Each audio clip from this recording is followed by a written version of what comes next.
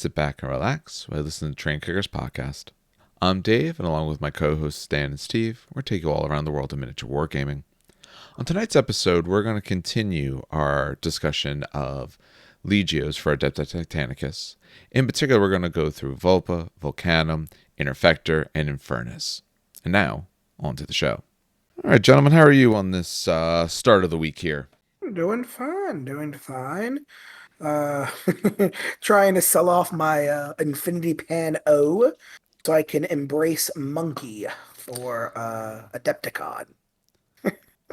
Are they getting releases for that? Oh my God, yes. Oh my God, it looks so nice. They released the like I guess the pre-order preview, whatever Infinity calls it. I don't actually know. Just a pre-order, I guess, yeah. Um, Yeah, pre-order preview, whatever it is. But they're coming out with like a new line, and I wanted to do monkeys, Morats, I should call them Morats before, but the old line looked kind of it was rough. The old line was rough, All right. but the new line looks fantastic. They got a General Dooku monkey with 4 arms. Oh man, Who do you think that is? I called the not General Dooku. See, every Star Wars nerd just yelled at me at the same Yeah, they time. did. What the hell is it? It's like a thousand voices cried out at Grievous once. with the Grievous, four General Grievous. arms. General Grievous. You hurt me, son. You hurt me. Wow, Oh, you should see what I do to poor. We have a. no. You should Stop. see. And we're So canceled. close. It's not grievous. It's grievous. Oh, Grievous. Yeah, it's It's even grievous. worse. You should see what we do to our friend Shane. He loves Star Wars, and I just love egging that little shit on. It's great. And by we, he means only him. And Franco. I'll say Franco does too. Not nearly as much. How about you, Steve? How are you doing on this Monday? Doing all right. You know, just another day. All right. It's been at this point about 4 or 5 days since we recorded last. Actually, at this moment, the first 4 Legios have not dropped yet. The plan is for later this week. What I've done up till now is I've asked people in the community to essentially submit pictures if they're willing, so that way I can put those up when I post the YouTube for this. I got a great response back, so I do thank everyone for doing that, the people who did. I think I asked for about 6 of the Legios. I'm pretty sure I got a smattering far beyond that, which is good. I want to put out another, at the rate we're going through this, probably just another request just in general. Hey, if you have Trader Titans that you don't mind being shown, just post them up for me. So we'll go through that. But You love to show on YouTube. Huh? Yep. Yeah, exactly. Like I said, if people want credit in any particular way, I have no problem doing it. I'll do whatever you ask. That's not a problem. But I since we don't have all these Titans, I think it's a good way to have something there and something to look at while it's playing in the background. I think that would be nice. So I thought we would get through a lot more Legios than we did. We did not. But with Adepticon coming up next week, we figured we will theoretically keep this maybe a little bit shorter and just discuss 4 Legios for Titanicus. That's probably about the number we're going to try per episode, because that feels like a good amount. Let's just talk about it for a while, but also means these episodes don't go on forever. Like the last one, until I had cut it apart. With that said, we had left off with Legio Vulpa, and for anyone who didn't listen to the previous one, the idea is each one of us is going to be the main person to start the conversation about that Legio, a bit of its history or fluff, or what you found interesting out of the book. We'll read through any rules, anything they have, and then the other 2 of us will chime in and we'll have a discussion from there.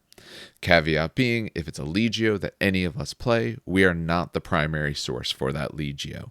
We left off with Vulpa, and we left off with Steve being the person decided to talk about it. So, Yep. Why don't you tell us about these crazy close combat boys? Well, so Legio Vulpa's beginnings start like many Titan Legios. It's, I'm blanking on the words. Oh my god. Where's the It's world? No. Old Knight. Oh, okay. All It's right. Old Knight. There's all kinds of Xenos monstrosities ruining your day. For Legio Vulpa, their big issue was with this bunch of biomech creatures called the Jandari. Really, really, really big, monsters. That decided they liked hunting people, and they didn't like that, so the Titans started hunting them. And that led to them adopting a sort of closer quarters fighting style with heavier machines that were able to match and beat the power of the Jindari. So while Vulpa is a Legio that people associate with close combat or close range fighting, they actually do not use very many warhounds, which would be, close combat, fast Titan, warhound, right? No, no, no, no. Reavers and warlords are their main units. A little bit of everything, but those are the two big ones, fluff wise. They're part of this part of the Legio coverage, so they're obviously a traitor legion. And if you look at their paint scheme, you could kind of tell why. They look like steak. They look like they're made out of meat, and Did you say steak? Yeah. yeah, they're all marbled. Yeah, Okay, it's okay. marbled effect if you actually do Yeah. it the way it's supposed to be done. Yeah, it's actually marbled. It's just I heard steak and I'm like, wait, what?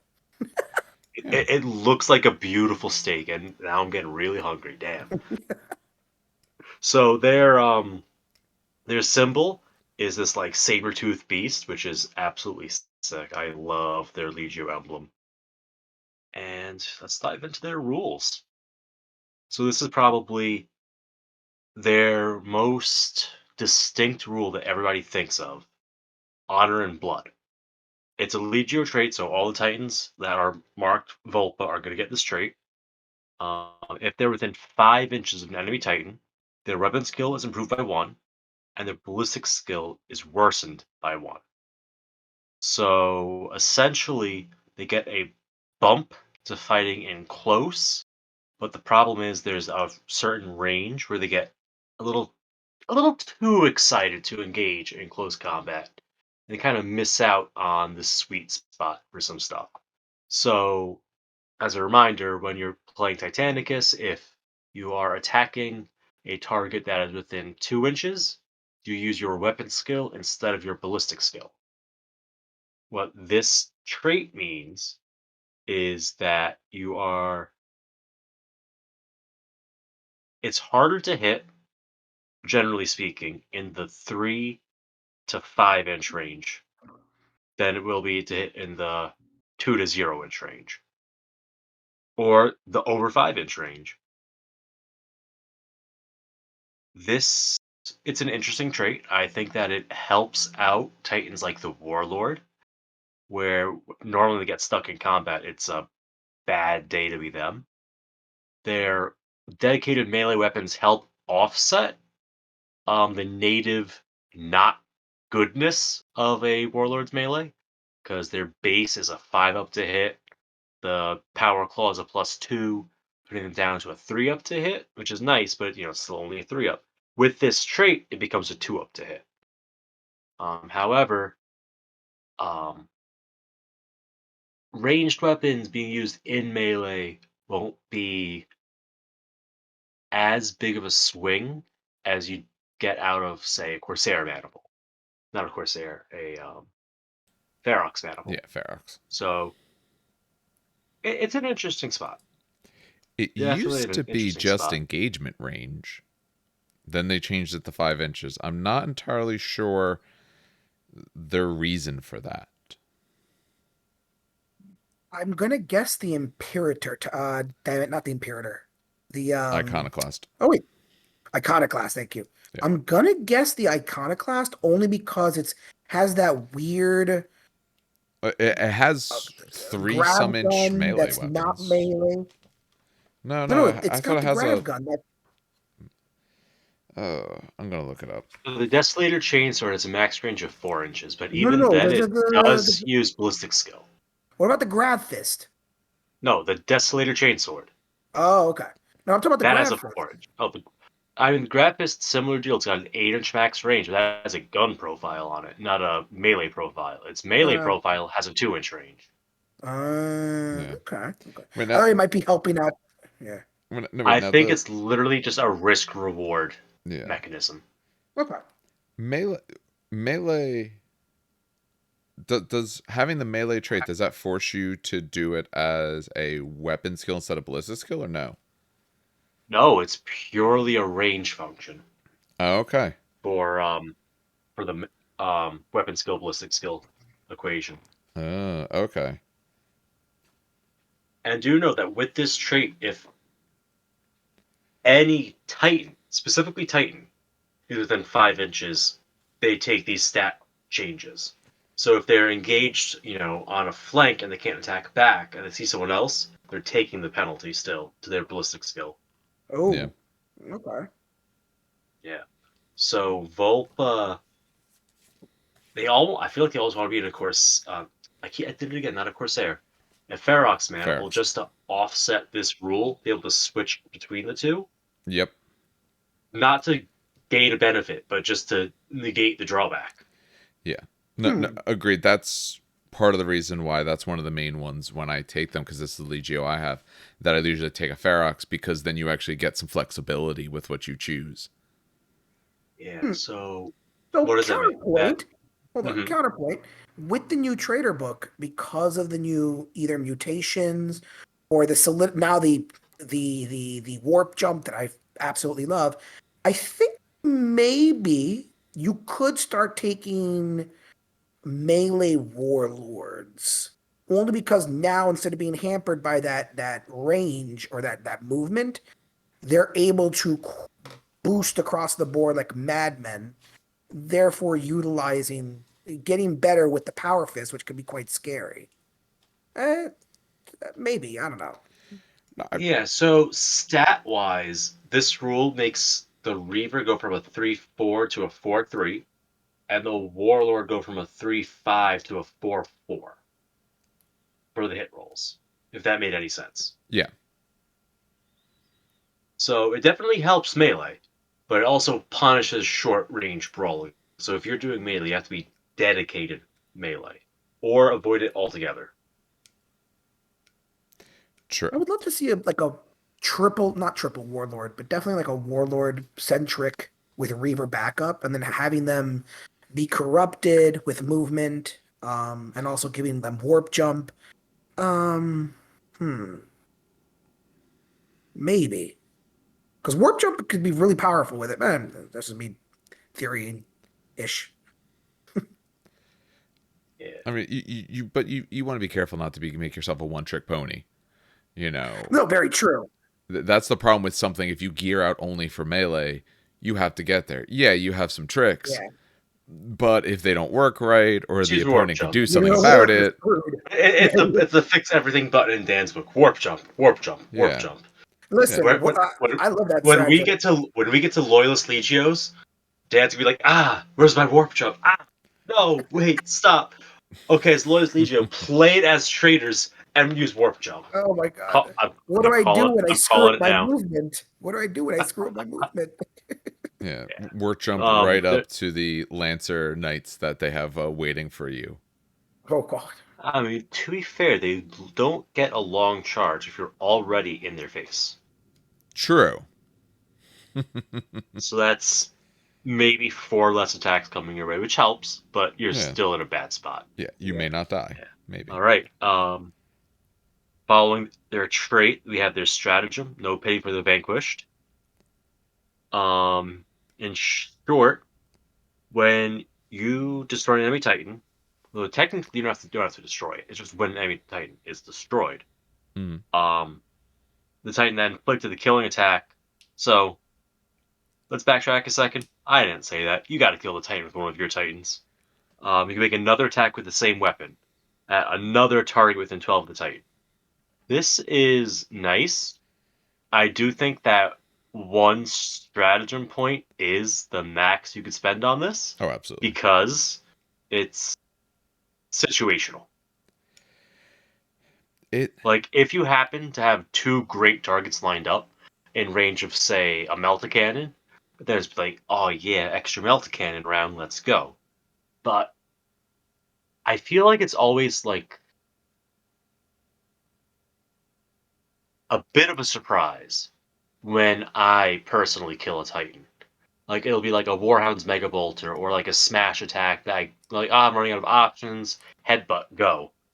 So I feel like the limitation has to be the same weapon system is a big restriction on the utility of the stratagem. Huge. But I think that's good for one stratagem point. It Stratagem. is one stratagem point. That's literally it. Yeah. So it's one of those it doesn't hurt me to take, I think. I don't take this, and part of the main reason why I don't, and maybe it's not too bad, maybe I have to take a look at it more. The reason I don't take it is, as you said, you have to use the weapon that you destroyed the other Titan with. Well, everything else we have, our Legios specific war gear, our main rule itself, the way you should be running things to a certain extent with this is usually for more of a melee focus. Which means if I kill something with my melee weapon, if there's not another Titan in melee range, I'm not necessarily using this. I'm not going to get a chance to use this. For at least for the style I play, I'm taking one and hoping that maybe later I kill you at a distance that's useful. I don't know. That's the main reason I don't take, because what I find if I'm playing this Legio, what finishes off the Titan is the Reaver Chain Fist, or a Warlord's Fist, or something like that, a melee style weapon. And I'm probably not within range of 2 Titans. Probably. But with you only getting 6, I kind of need the stratagem points for something else. Maybe like an Imperator? Because Imperators, Steve knows the power of Iconoclast. Imperator. War No, Masters. now I'm talking Imperator. Now I'm talking Imperators Plasma aren't a thing in the game. Oh, God damn it. Who am I getting? Iconoclast. The War Master. War Masters, that's Yeah. why. Not the Iconoclast, the other one, though. Oh, you're thinking Yeah. for the shooting case? Okay. Not sure. Because Yeah, those yes. plasmas are lethal. And I Good decked mine God. out with double. Steve might correct me here because I actually can't remember how the hell I decked them out. But it was It double was all plasma. It was all plasma, right? Yeah. Literally all all plasma. And something was going to kill him, either the plasma or the arm guns, and it literally bifurcated him. Because whatever it hits, it just wrecks. And so if I get to shoot that weapon again, whatever's in 12 inches is gonna hurt. Whether it's because remember those plasmas hit on 2s, which is nuts in my opinion. So maybe maybe take it if you're taking a War Master. I don't That know. could work. I don't take one because I don't own one. That kit's very, very expensive. So I have not dropped I the money agree. for that, and I probably won't And for it's quite got- some time. And it's limited options. I'm still waiting for them to drop the Iconoclast weapons as a separate sprue you could buy. Yeah. They won't. Because you could have double chain sword or double fist as a build. Yeah. So I think it would be very, very unfriendly to their customers. I'll put it that way. To expect them to buy 2 Titans to outfit the armament of 1. I'm sorry, what When- company are we talking about again? It's unrealistic. People won't do that. They'll get them 3D Yeah. printed. Exactly. They already Yeah. have. With Battle Blade. Well, obviously, yeah. Yeah. But I mean, with something like that, you'd be like, "Oh, it's unfriendly." Like, no, it's stupid. If you don't come out with the separate Yeah. people aren't going to buy it. They're just going to go print them. Yep. Which reminds me, I got to get some extra weapons printed. Love it. You're like, I gotta actually do this. Yeah, I'm getting some. I'm getting Brett to print claws for all my flayed ones. We actually found a good file, so he's working on that. Hopefully now-ish. But when that's Oh, he's supposed to done, be there's my some other Emperor. pieces I need. He's supposed to be painting my Emperor, God damn it. They're two different things. When you put a 3D printer on, the file's there. All he has to do is stack them on a plate and then tell it to go. I say go. Yeah, Go. he's And not then dipping it's it in like, resin himself. 2 hours later, 3 hours, 4 hours, however long it is, that's passively going in the background. That's why if you're going to be doing printer farm, you have like 6 printers and you just, roll up and down the line, changing over prints, setting up prints. Pretty cool. I miss working in the print lab. I didn't realize that also. I pay other people to do that for me. What do you think they dip it themselves? What do you think these people do? I thought they kind of well, I mean, I screwed around with Chitterbox a little bit. So I thought. Meanwhile, we Like, did they an had to episode on 3D printing. No, I thought they had to monitor the print at all times because it might screw up or anything. I didn't know it was like. With FDM, you have to more than with resin, because with resin, if it fails, it failed, and that's that. with FDM, FTM is more likely to go south on a failure than resin. Yeah. In my Okay. opinion. Yeah. All of this, I Could just be because we had cheap Chinese printers, so it was a quantity over quality issue for us. Where it's like, oh, that one's jammed, and now there's a giant quarter-inch ball of melted plastic jamming the print head and damaging our thermistor. what the okay. I have no thermistor. You might as well be saying it has a fucking flux capacitor. I just be like, yes.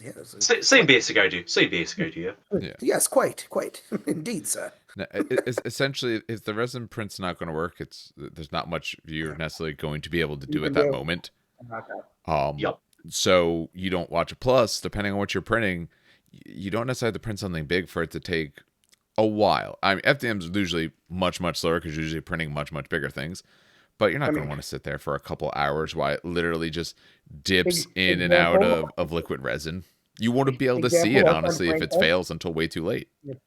Like, you just look up and like, is it a pile of goop? Yes? No? Okay. I mean, our friend Franco's printing a goddamn manta, so He is printing a manta. He was in yesterday talking about it for a bit. He said he had just done, I think it's essentially like the bay on the underside, where like in the actual model you throw a couple devilfish or something like that into it. An entire army. 8 devilfish. Yes. Well, I think that goes through like other parts of it as well. It's the model that comes with an army inside of it. It does. Yeah. This was just the one part of the bay. This wasn't like the full thing. But I want to say he did it in 4 pieces, and it took like the better part of a week for it all to get done. Now he's doing it with a very small levels between to try to get it smooth enough so he doesn't actually have to try and smooth any of this down because it's large flat surfaces. But I want to say he's saying like some of the pieces like, oh yeah, that part was like 2 days, this one's 2 days, this one's 15 hours, and so on. So it's impressively FDM? Yes. Okay. Yeah, he's doing FDM. Yeah, he's doing the FDM, but I mean, we'll see. It'll probably be another couple months before he's actually done the whole thing for how big this thing is going to be. I mean, if it's one, I think he said he did. Did he say it was 1-to-1? Yes. Yeah, he's doing an actual correctly sized one. The wingspan literally measures half of a 40K table today. Congratulations on the coffee table. Yep. Yeah, it's insanity. But anyway, how did we talk about this? I don't know. It's probably your fault. Let's go to War Gear. Yeah, so War Gear. So Legio Vulpa, Honor and Blood, they do they prefer to be up close, but they get penalized if they're like just outside of up close. Really weird. They pay for the Vanquished. It's a cool strat, not a go-to, but if it works, it might be cool. War Gear. Shikarian Conduits. Essentially, any of your Titans that are scale 7 or higher. So that would be the Dire Wolf. I remembered this time. There you go. The Dire Wolf Titan or larger. It increased the boosted speed by 2 inches and boosted maneuver by 1 inch. So essentially, a Warlord goes from a 4/6 speed to a 4/8.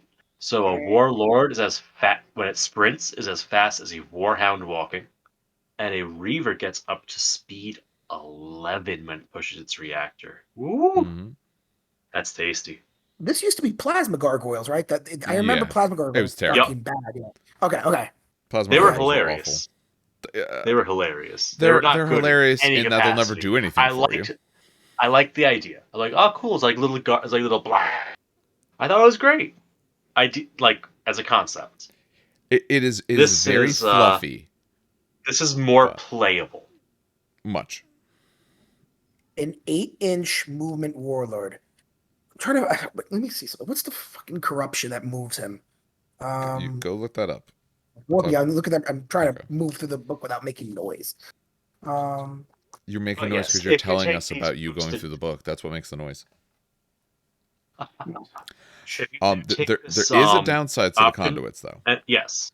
If you take this upgrade and have the extended speed, on any turn you boost for speed or turns, which is any turn you have a Warlord that needs to line up targets, You decrease the dice value of everything by 1. That's not a melee weapon. And the Titan loses another -2 to the ballistic skill. So if you're using this, you better be damn sure that you are getting yourself into melee. Yeah. Because Or if you happen to be not shooting. 3 inches away, that's a total of -3 to your hit roll. That's bad. If you have a low dice weapon, it's really getting hurt. Like, I feel like Apocalypse missile launchers don't care too much because they have 9 dice with the -1 dice. But then something like Plasma, a Sun Fury, would be really upset about this. Going A- from 4 to 3, that's a quarter of its dice. Anytime you're using this, if you put this on your Titan, your only goal is close combat. If you are not in range, like early on, you're just giving it full stride orders. Like you're not shooting. Or if you are, and when you Yeah. are, if you are in a position where you do want to shoot, then those are turns that you don't boost either of these two characteristics because you're not going to be able to. Like this is for your pure melee or almost intentionally purely melee options. I would give this to an iconoclast. Well, there 8-inch move. absolutely. He's you want to get Yeah, within 2 of because him. you could pair this with the special auxiliary reactor Yup. for Yeah, there we go. a +4? I think it's plus Or 4. because the auxiliary is +2 and this is another +2. Yeah. So, and then Pretty there's a fast. stratagem that also increases your boosted by +2, but you get a heat. That's a fast iconoclast. That's a fast boy. Oh, That's shoot. 2 plus 6. That's a 12-inch move iconoclast. 24 if you double full speed him. Or full No, stride him. no, because that's a separate move. It would be 22 because you don't get the stratagem for both. Oh, Yeah. that's right. 22. But still 22. Fuck. Pretty nice. Here's But yeah, it's a very targeted war gear upgrade. Yeah. I agree. It makes me wish that Reavers had a flamer option because I think that paired with the flamer would be a great, route to do things.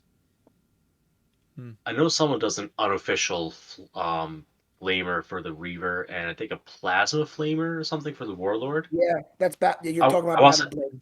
Yeah, I want to say like the Las Cutter has a flamer attack. Yes. If you want to talk about old Yeah. Titanicus, the Las Cutter from Epic and also from was essentially a it was a rock mining tool that essentially destroyed Titans. So yeah, if you want to bring in house ruled stuff and break the game, give your Warlord a Las Cutter, a fist, and this upgrade. But if you're not doing house ruled stuff, this is for your power fist, chain fist reavers. 100%. And then the second war gear option, the last of their things aside from the traits, is disruption emitters. I think I used to love this, and now it's just okay. So disruption emitters are a 35-point upgrade that adds to the strength value of all of your melee trait weapons, which is so nice. But it does not help your smash attacks. But you count your scale as too high, making smash attacks. So yes, it does add 2 strength to your smash attacks. Technically 3, because doesn't Smash add already a strength to your scale? Right, but it adds another to your smash Yeah. attacks. Okay, that's it. So a Warhound with disruption emitters is 1, it can be overcosted, but Very much. 2 is going to be hitting at strength 9, which I like that way too much. But With that's an his It's interesting not melee Warhound. weapons. it's not enough to be reliable against a Warlord, but it No. means a Reaver can absolutely rip a Warlord to shreds. As long as you don't roll those ones. Because that's what? Chain Fist at strength 10. Tower Fist at strength 11. Headbutts at strength 11. Yep. It's pretty nice. Because then it's literally anything but, and you're in. If you roll a 2, that's a direct on a Warlord at that point, I think. It's 12, 13 for directs. I don't play Warlords often enough to have their table memorized. Like on a 3 up, you're doing devastating hits. Yes. That's pretty nice. And The problem is that gets expensive. Very much so. 35 points. That's honest. I mean, I understand why they made it expensive, because otherwise this would be an auto take. But Yep. I mean, that even makes your smash attacks much more devastating, just because in this Legio you get +1 to your weapon skill, so you actually have very good odds at hitting those smashes. And now you're actually doing them at +2, so you're actually going to get through on that. Very true. I'm just gonna dip to the Universal Titan upgrades and the Trader one specifically. So if I remember correctly, there is a way. Maybe not. What are you trying to find? An upgrade to do I what? thought there was like a spiked upgrade that gives you more smash attack dice. But I That might be a could mutation. be. It might be a mutation. Yeah. I was You're hoping That saying sounds like a spike, mutation. I was hoping it wasn't. Like, it was like, you add extra spikes to your carapace. That sounds Yeah, very much like a it demonic is a mutation. mutation. Yep. Okay, I was gonna say. Organic protrusions. Smash attacks have a range of 2 inches and are always 3 dice instead of D3. Oh, it's not even what I thought it was. I mean, it's nice. Yeah. Yeah. It's starting to get expensive though. Yeah. You want to So throw all that's that also a on there? secondary. It's a secondary mutation, so you need another base mutation before you even get that. Ooh. Yeah. I didn't realize that. Oh yeah, it's an additional. Yep. So that's 50 plus the base mutation, which is going to be at least 10. At least 10. Yeah, at least 10. That's 60 points in upgrades. Oh, that puts Reavers into Warlord costs. And not Warlord survivability. It's Yeah. becoming too much. I mean, Yup. you can It's definitely throw, you too can many make eggs. whatever you want insane, absolutely insane, but you shouldn't, because your opponent's going to Because see that. everything can die in this game. Yeah. Except Dan's War Master, apparently. But everything else in this game can die. The salt is real on this one. Ooh. I know, because what you would take Overwhelming Rage. I'll tell you, with this mutation adds 1 to the dice values of any weapons with the melee trait. Mm. And it can do a charge order do without getting a command check. So, Which is really good because if you fail a mutation, it sucks. Because you're Yeah. at minus 2 for mutations? Yep, Yeah. -2 command. Yeah, no. So auto passing charge is great. Yeah. Construction emitters. I love the idea. They're a little expensive. The Titan that they would be most helpful on, the Warhound, is probably the worst place to put it. absolutely, they don't The have a melee Reaver, weapon.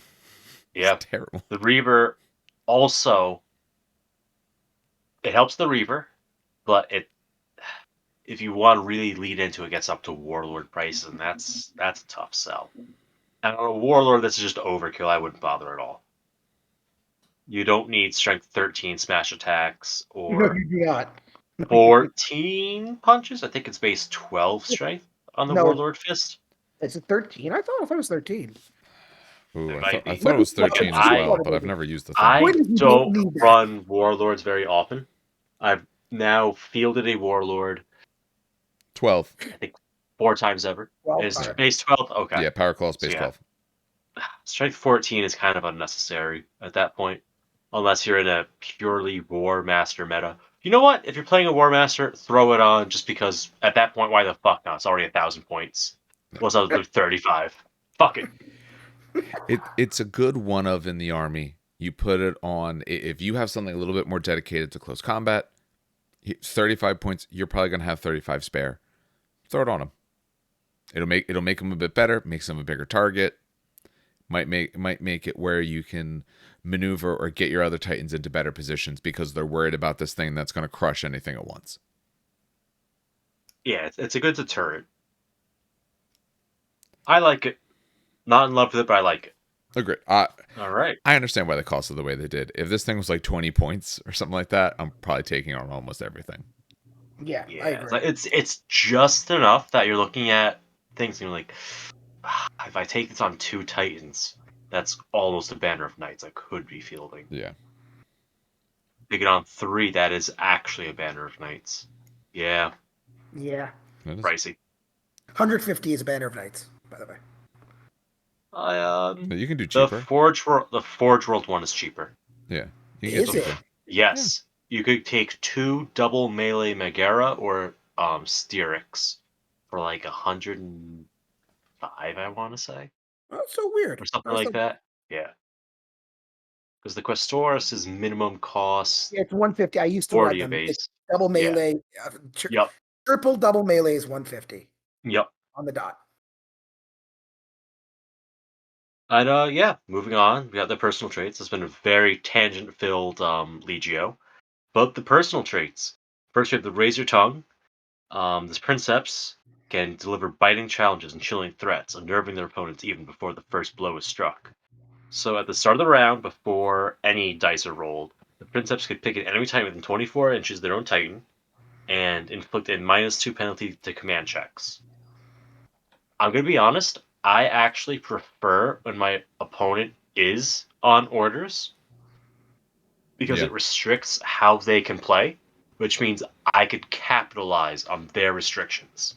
Yeah. So I would not go with this, but if you have someone that happens to be a little intense with their order usage and it is causing you problems, it's nice. It makes it 20% harder for them. Somewhat. The math is statistics are weird. You can split it out 8 different ways. It makes it harder. If they have a bunch of warhounds that you don't want to like get emergency repairs off on or something like that, you could use it to make it almost impossible, unless they squadron up and pick a different titan to be the host of the order. Um, it's all right. I don't stress over commands penalties too much in this game personally. I see commands as a I found an opportunity more than a here's my battle plan sort of thing. Hmm. Okay. Personal trait number 2, bloodied but unbroken. The more damage the Princeps' Titan sustains, the more driven they become, seeking to ensure that even should they fall, their enemies are sure to fall with them. For each point of critical damage the Titan has suffered, increase the strength of the melee weapons by 1 to a maximum of +3. This would be really funny on what was that Legio we covered before? The Tempestus. Yeah. Unfortunately, this is not Legio Tempestus. If you are getting +3, you are in a really, really bad spot. And honestly, smash attacks are already a high enough strength that combined with the melee trait where they pick what they hit, you don't usually need strength bonuses. They help, but they're not needed. Um, I guess you have like a head critical for whatever reason. This could be like, oh, that's a cute little bonus I got, but it's not it's not great. No, not as a personal trait. Not good enough. Nah. And then our last one, cruel. The Princeps has no pity for weaklings. Unworthy foes are swiftly crushed underfoot with little thought of honor or mercy. After all, what mercy does the boot give the ant? When making smash attacks with units with a scale of 5 or less. Sorry, making attacks against units with a scale of 5 or less. Increase the strength of any hits by 2. This, if you are in a situation where you have a Knights player, they show up like you're like, oh, but Titanicus? Yeah, I'll play Adeptus Titanicus with you. Wait, what? You take this trait because this is a perfect counter to that stupid banner of -2 strength to blast. Yes, You take sir. this on a Bellicosa warlord and you laugh as you just delete squads of lancers turn after turn. Hell, even a Quake Cannon. Yeah, Quake Cannon deletes them. And if yeah. there's a survivor, haha, they're auto shaken. Too bad. Yeah, so this is really good against Questoris. Okay, this will work on Armigers, where it will basically delete the entire squadron because they are stupidly flimsy. This will work on Questoris, and this will work on Lancers. It will not work on the Porphyrion, but that's okay. Not many things do. What works like on Porphyrions? Picking the player in the Nads. That usually sorts out Porphyrions. But yeah, no, I think that Right this in is the nuts. You this piece is of a shit. what's nice in Titanicus is you pick your trait at the table. So if your opponent is running knights, you can take this trait and sleep better knowing that you're not going to get Lancer rushed as hard. Otherwise, if you're facing a pure Titan army, this trait does absolutely nothing for you, and you just take a generic one out of the main book. Yeah. This just proves that hallmark of select your traits. You will never, if you play random rolls and you're playing Vulpa, you'll never randomly roll on this table because there's a chance your trait can literally not help you unless you're against knights. 100%. It's weird. They never changed it, right? In the book, it still says you pick in the book, but roll here, right? They never changed that with that wording. Correct. But it is a fairly universally agreed upon house rule that it's always pick. I have yet to find someone who disagrees. And that's even on like Facebook. I watch the battle reports and stuff, and no one has yet to kind of not do that. People want to That's the do perks what's of being an fun. event organizer. I can enforce my will upon other people. As you should. You know what, Dan? I think for the next event, just you will be forced to roll every time. You know what? I'll be fine. Furians are not bad. Oh no, wait, they have You know what? That's fair. Furions are fun. Just like, you know what? That's fine. they have shit traits. This is the game. I rip someone's arm off and beat them with it. Yeah, true. That is. I'm sorry. You want that plasma cannon? Now you can never get it back. Yeah, but yeah, that's Vulpa. All right. I feel like this is a Legio you have to babysit more than lean into, which is a real shame because I think that their scheme is cool. Their story's pretty neat. Fun fact: they're the first corrupted Titans, or yeah, they're the first corrupted Titan. Oh, no, fucking spoilers don't matter. If you didn't read already, like the first book of the Horsehair, it's either the first or the second one. Too bad. They're the first corrupted Titans. It was them versus the female Legio. I can't remember I know George plays it. Yep. And his ass, the Princeps got his ass handed to him by the female Legio as they were retreating. But they did some really weird warp shit, so that when he lost, he got super mad, and they found him like stuck in a mountain. Like she smashed him into a mountain and ran, and he was basically fused with the Titan. So you got your first ever corrupted demon Titan from Vulpa. It's the paint scheme. Like I chose them because of the paint scheme, and then I looked at the rules, and I do what I can to make it work. It doesn't always fit exactly the play style I want, but it was absolutely for paint scheme. Well, so that's about Titanicus is you could play against the Legio's playstyle and still, be playing the game. Yes. Like you're not going to auto lose because you're not playing optimally in any sort of build. No. What is this, 40K? I will say. Your Space Marines are the wrong color. I'm sorry. Let's just shake hands now. Save me the embarrassment. GW has that rule for 40K. You know that, right, Steve? I know. If you know. I know. Okay. I was like, okay. GW does have that rule. I will say the paint scheme. There's various ways to do it. You can look up some really good tutorials if you're trying to actually get that sort of marbled look to it.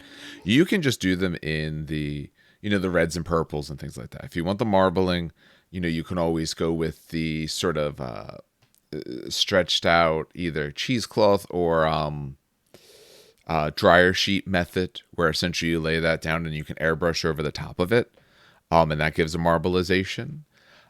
What I actually did, and I can always post this up if it's of interest to anyone, mine are actually layers of stippling and washes, about 7 layers total for each color. Takes forever to do, but it does actually come across with the effect very well. But I think this pushes us to the next Legio, Vulcanum, which Dan asked to talk about. Yes, I did. Because I confused them with another one. Yeah, you did. To be fair. You absolutely did. Yeah, I confused them with Interfector. But I did want to talk about these guys. So I will talk about Legio Vulcanum, also known as the Dark Fire, and also known as the Lords of Ruin. Now you might say, wait a minute, they're known as two? There's a reason. This is the Twin Legio. They have a really cool symbol of basically two skulls back to back on each other. The reason why. So basically what had happened was the Mars basically found this Forge world on Styges the Eighth, and essentially they figured out that the Forge world was way too damn big. The Titan Legion was way too damn big, so they wanted to split them. Horus Heresy, Jesus Christ. Horus comes in, Horus Lupercal comes in and goes, basically intervened. He acted at the behest of the Emperor, and basically said, we're not going to split the legions, but we're going to turn them into two new Titan legions that are basically brother and sister. So, fun fact, it's basically Legio Vulcanum 1 and Legio Vulcanum 2. So you have the Dark Fires and the Lords of Ruin. Shit happens, aka the Horus Heresy, and essentially they basically take back Styges the Eight for the War Master. There's, of course, after he goes traitor. And essentially what had happened is they combined their legions back together to basically be the twin legio that they are today. And I keep saying twins is because they have a long history of cloning their princeps. And they're basically clones of each other, so literally twin princeps. Which is really, really cool. So Legio trait, the two-faced god. This is again because they have clones riding their things. When fielding a Legio Vulcanum battle group, a player may nominate two volcanic titans per maniple to be commanded by the Princeps Seniorus instead of the usual one. Each Princeps Seniorus gains its own personal trait. If one of the Princeps Seniorus titan in the maniple is destroyed for the remainder of the game, the other Princeps Seniorus titan in the maniple counts as having suffered an unrepairable Princeps wounded damage effect. So, I actually like this trait a lot. And there are multiple things you can do with this trait that you can't do unless you take double maniples. So for example, if you want to, you can take, again, my favorite Princeps trait is the 45. So yeah, Swift Killer. However, now that I have access to two Princeps trait, I can take a really powerful Princeps trait, which is during a phase, choose who gets to go first. Like you basically now take over that phase. And me and Dave did this way, way, way back, but we figured out that it was actually not the turn. You don't do it at the beginning of the turn. Yeah. You choose the phase which you want it. So you can make that person go first in the command phase, go first in the movement phase, and then during the combat phase, you're like, "What's up, motherfucker?" And you all of a sudden take over. So I it's just a really, you can whip out some really, really cool combos with this one. It sucks if one Princeps dies, but Princeps wounded isn't too bad. It's not that bad. I don't know. There's a risk of a shutdown with that. That's kind of rough. It is, but but if you're losing a Princeps type, you could lose, again, this is a game where you could lose anything very quickly. But I like the benefit over the negative, right? I think the benefit is really good and over the negative. I don't know. What do you think? Keep in mind, you're also a person who likes to run heavier Titans. I think when you're doing this, you're almost forcing yourself to be running heavier Titans, at least for these two, because you're not going to want one of these guys in Warhound. You know, it's not survivable enough. True. The other guy's going to be too crippled by it. That is true. I am a little biased because I do run Warhounds and I do run Reavers, but I do love the majority Warlord and heavier Warbringers and heavier Titans. Yeah. So I do agree with you there. That's the old school Titanicus player in you talking. Because the lore is that Warlords are the most common battle Titan. Warhounds technically aren't battle Titans, and I'm not sure how that figures into the ratio of Warhounds to Warlords, but there should, in theory, be more Warlords than Reavers on the battlefield. Oh, good. Look at that. So yeah, look at you, Dan. There you go, being fluffy again. Totally did that on purpose, guys. Totally. You didn't know that? No. So They have another Legio trait. This is one of the few ones that actually has double Legio traits, which see are that. cool because remember, Legio traits are passive. They are passive, so you don't need to purchase them. They're not points. They're not stratagems. They come free with Legion. So I do like that. The little side note about that. So their Legio trait set for a second is for the Fallen. So essentially, for each Legio Vulcanum Titan in the battle group that has been destroyed, the Legio Vulcanum player gains a single reroll that may be used once each round. Yes, single reroll once each round. This reroll may be used to reroll the result of any single die roll made by a Legion Vulcanum Titan. This is amazing. It sucks that you lose a Titan for it, but this is absolutely amazing.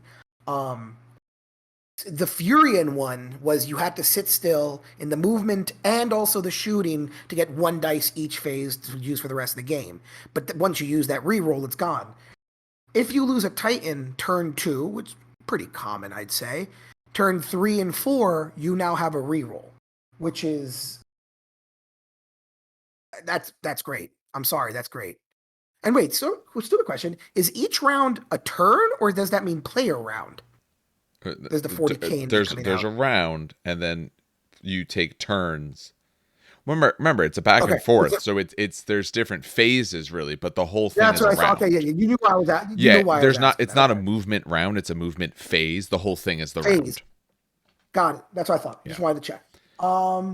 Yeah, no. So I like this one. Again, it sucks that you have to lose a Titan, but to gain a reroll for the rest of the game, and for any die again, this is one of the ones where it's weird. It's any die you get the reroll.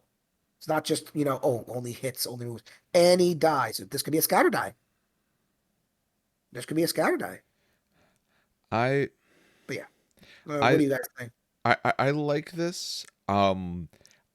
Honestly, in my mind, I think the one from Furians can absolutely still be stronger, and the reason being, one, in the beginning, you made if you want to take advantage of their I give up something to get a reroll later, then you play in such a way to do that. This one, yes, you're going to lose a Titan sooner or later, maybe use more than one, but just off of their first Legio trait, this feels like you're going to be running a heavier list. Heavier list means you're going to have less Titans. Okay, hey, I get a reroll each round for my Titans here, but maybe I lost one of these big ones. I only came with 3 or 4. This trait feels like it's more useful when you have more things on the table. And I think your first Legio trait is trying to prevent you from having a lot of things on the table. Okay, no, that makes sense. It's a nice thing to have, but now if someone's bringing a War Master or something like that, yeah, you could get one of your Titans absolutely smoked. But otherwise, your other Titans might be in a bad spot by the time you start losing them. I I don't know. It's a nice to have, but I don't think it is amazing. Steve, what do you think? I know I said this, I think before in Tempestus. Mm, I don't love mechanics where you don't gain until you lose, yeah. because I keep thinking, in a campaign though, that's really gonna suck. Because I also think of it the same way as I think of a Battle Gothic campaign, which doesn't help. Um, it is a nice consolation prize, Yeah. because you are guaranteed the reroll every phase, unlike the swing on death for Tempestus. You're It just guaranteed this sucks every that you game. have to, yeah. It just sucks you have to lose a Titan before you can get any benefit. But It here's the thing. also is only one dice per round, Yeah. unlike um the Furian's trait where you could have a turn where everyone is using their dice, but then you run out of dice. So upsides, downsides. I think in the end, it's nice. Your Um, the there's Furion trait no is per Titan, right? The Titan right. gets Yes. Each rerolls. Titan Yeah, may Yeah. this is a meditate. reroll essentially just once in the round. It's not even per Titan. If Yep. this trait was per Titan, oh, that Warhound died. Now every Titan I have left gets a reroll. Now I'd like it. But it's only essentially I lost a Warhound. I get a single reroll this whole round. Yep. Eh, that doesn't feel like enough. Not for having lost 200. a lot of your army. points You know? minimum. 200 points for one reroll. Tough sell. Yeah, you've lost more in effectiveness, board presence, ability than you gain with a single die reroll Okay. that you could still fail with. It could do you no good. You know. For me, It's a consolation prize. yeah, I was gonna say Yes. for me, I'm looking It's at it not like something to build around, no. That's not what it is. But for it's me, it's like there. you will lose a Titan on the game, and if you don't, then you've won already. There's no doubt in my mind. But you will lose a Titan in the game, and this can come in clutch. You know, how many times have you lost a Titan and you needed that reroll and you don't have it? Because you will lose Titans. So this is, I think, just a good. Yeah, it's a consolation prize. It helps you if you lose that Titan. I don't know. Not the best again, but yeah. No, So, far from it. stratagems. You only get one, like most. So, stratagems is symbiotic command. This strategy can be purchased by an Legio Vulcanum player. Play the stratagem in the strategy phase after successfully issuing an order to a Legio Vulcanum Titan. The player may, if they choose, immediately issue the same order to any or all of the Legio Vulcanum Titans in their battle group without the need to make further command checks. That's good. It's good. It's I 1 like point. I like it. It's 1 point. Yeah, I take it. Especially like the first turn, if you need to move everyone and you don't have an Axiom Maniple, issue, Turn one for, everyone's pushing or everyone's first firing. Exactly. Turn And 4 for, oh shit, everything's on fire, emergency repairs. yeah, I like it. It's 1. It's not 2. If Yeah. this was 2, never taken. It's 1. It's literally nothing when you take other things. No, I like it. Of so far the things we've read, this one I like the most because here's your guarantee: you do the command on your Princeps, you have a 2-up, or assuming you're not mutated or anything terrible, you have a 2-up. You should get that. If you don't, it just wasn't your day. You're gonna get that. You can get the order on anyone else you need. If you got Warhounds, especially if you were running them more of solos or in packs, now you can just order it around. Or you want to give it to this Warhound, not the other one. You're not rolling for a little bit better than 50-50 chance. Like you said, or early. I like that. I like it.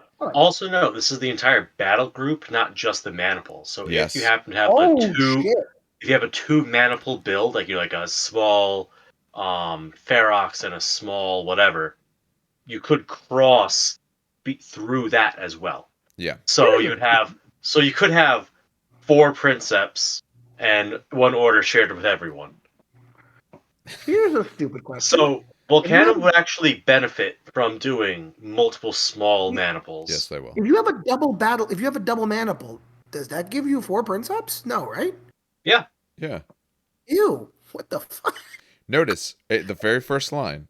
When they field a Legio Vulcanum battle group, a player may nominate 2 Legio Vulcanum Titans per maniple to be the command Princeps theirs. Yeah, it's for every maniple. So yeah, if you can fit multiple, or if you're playing a big enough game to have multiple of maybe something a little bit thicker, you get a lot of traits. I like that a lot. Yeah, that one I like. The downside is definitely there, but there's also a very nice upside. Yeah. So, War Gear. Oh lord, this one's a long one. So, Twinned Machine Spirits. So any 2 Legio Vulcanum Titans may upgrade with Twinned Machine Spirits for 20 points each. So 40 points essentially is what it is. Each Vulcanum Titan with Twinned Machine Spirits count as being part of a squadron with each other. These Titans may not join another squadron. However, should a Titan with a Twin Machine Spirit roll the Machine Spirit symbol on the reactor die, both it and its pair Titan must make a command check to see if their Titan's Machine Spirit awakes. Note that multiple pairs of Titans in a Legio Vulcanum battle group may be equipped to have Twin Machine Spirits, each forming their own squadron of 2. A Titan with this upgrade cannot otherwise be part of a squadron. Wait, okay, so to share shields, that's not a squadron ability, that's just a Warhound ability, right? No, it is a squadron ability. Warhounds are the only Titan by default to form squadrons. Yeah, that's why you only see it normally on Warhounds, because they're normally the only things that can squadron. So I can squadron double Warlords if I wanted to. Yes. They have to be base to base, but yes. Yeah. Or Reaver. Well, to share shields, but yeah. Absolutely. Which means you have 2 Warlords, 1 Shield Stripper, 1 fuck you, you're dead, and just nuke 1 thing per turn. Yep. They could both be Princeps. Yep. That's what you do there. That's And you actually give them the here's a trait that combo they need wombo. for their Here's a job. wombo combo. So you take the Warlord with a Shield Stripper. That's so Gatling on the top, or Gatling on the arm, bolters on the top, and let's say plasma. Fuck it, whatever. Who cares? Strip someone's shield, or give him double Gatling and a Vulcan Mega Bolter. Point is, he will strip the shields, right? Give him the Princeps trait of Swift Killer, so he turns 45, right? Though be So he aware, will when get you start in- turning, you're not going to be able to touch anymore. No. There's a reason why I'm saying Squadron, because they activate at the same time. That's why I'm using this. There's a Oh, reason okay. why. Yep. So he activates strip someone. And now you might be saying, okay, now my other warlord activates. Or maybe, and then the other warlord is equipped with steal the turn, where like now it's my turn. So you can like get into the combat phase, steal the turn from him, right? Attack with your super shield stripper warlord, do some damage with Gatling guns because they are strength 7. And then attack with your other warlord that's supposed to be your killer warlord. Now, you do have to be careful if you do take Swift Killer. You probably forget this because you're No, always you're taking bloody -1. aspects. I do The remember -1's this. to hit. Little Like, sassy boy. There That's is true. the Other -1. Legios care about that. You don't, but other That's why I ones do. said Vulcan Mega Bolter, though. Vulcan Mega Yeah. Bolters are +1 at some range. At- Or Gatling. Yeah, at 8 inches, which is Yeah. under the minimum range of 10. Oh, is it 8? Oh, never mind. Okay, I thought it was longer. I thought it was longer. I thought it was like 12 or something. No, Oh, it no. sucks. But You know still, what I'm like, saying. It's a good no, idea. it still definitely has merits. I think being able to steal the turn 4 times throughout a game on a double manifold build is kind of silly. Oh, no, you could go first. Oh, that's where you're moving. Great. I'm nuking this one. That's actually really strong too. Jesus Christ. Yeah. I like this one. I like this. It's 20 points. I Well, love. technically it's 40. I- Technically it's That's nothing. 40. I That's conceptually nothing. love this. I wish I had my main rulebook with me. I think I left it outside in the car. I have mine. What are you looking for? Okay. Can you check the rule for squadrons and see if a squadron has to be entirely within a single mana pool? Good question. I'll Like- take a look while you guys talk about some Are other you stuff. thinking a Let me- squadron and a fucking War Master? That's what I'm trying to figure out, Dan. Oh my god. All right, how much do I need to pay Brett to repaint my?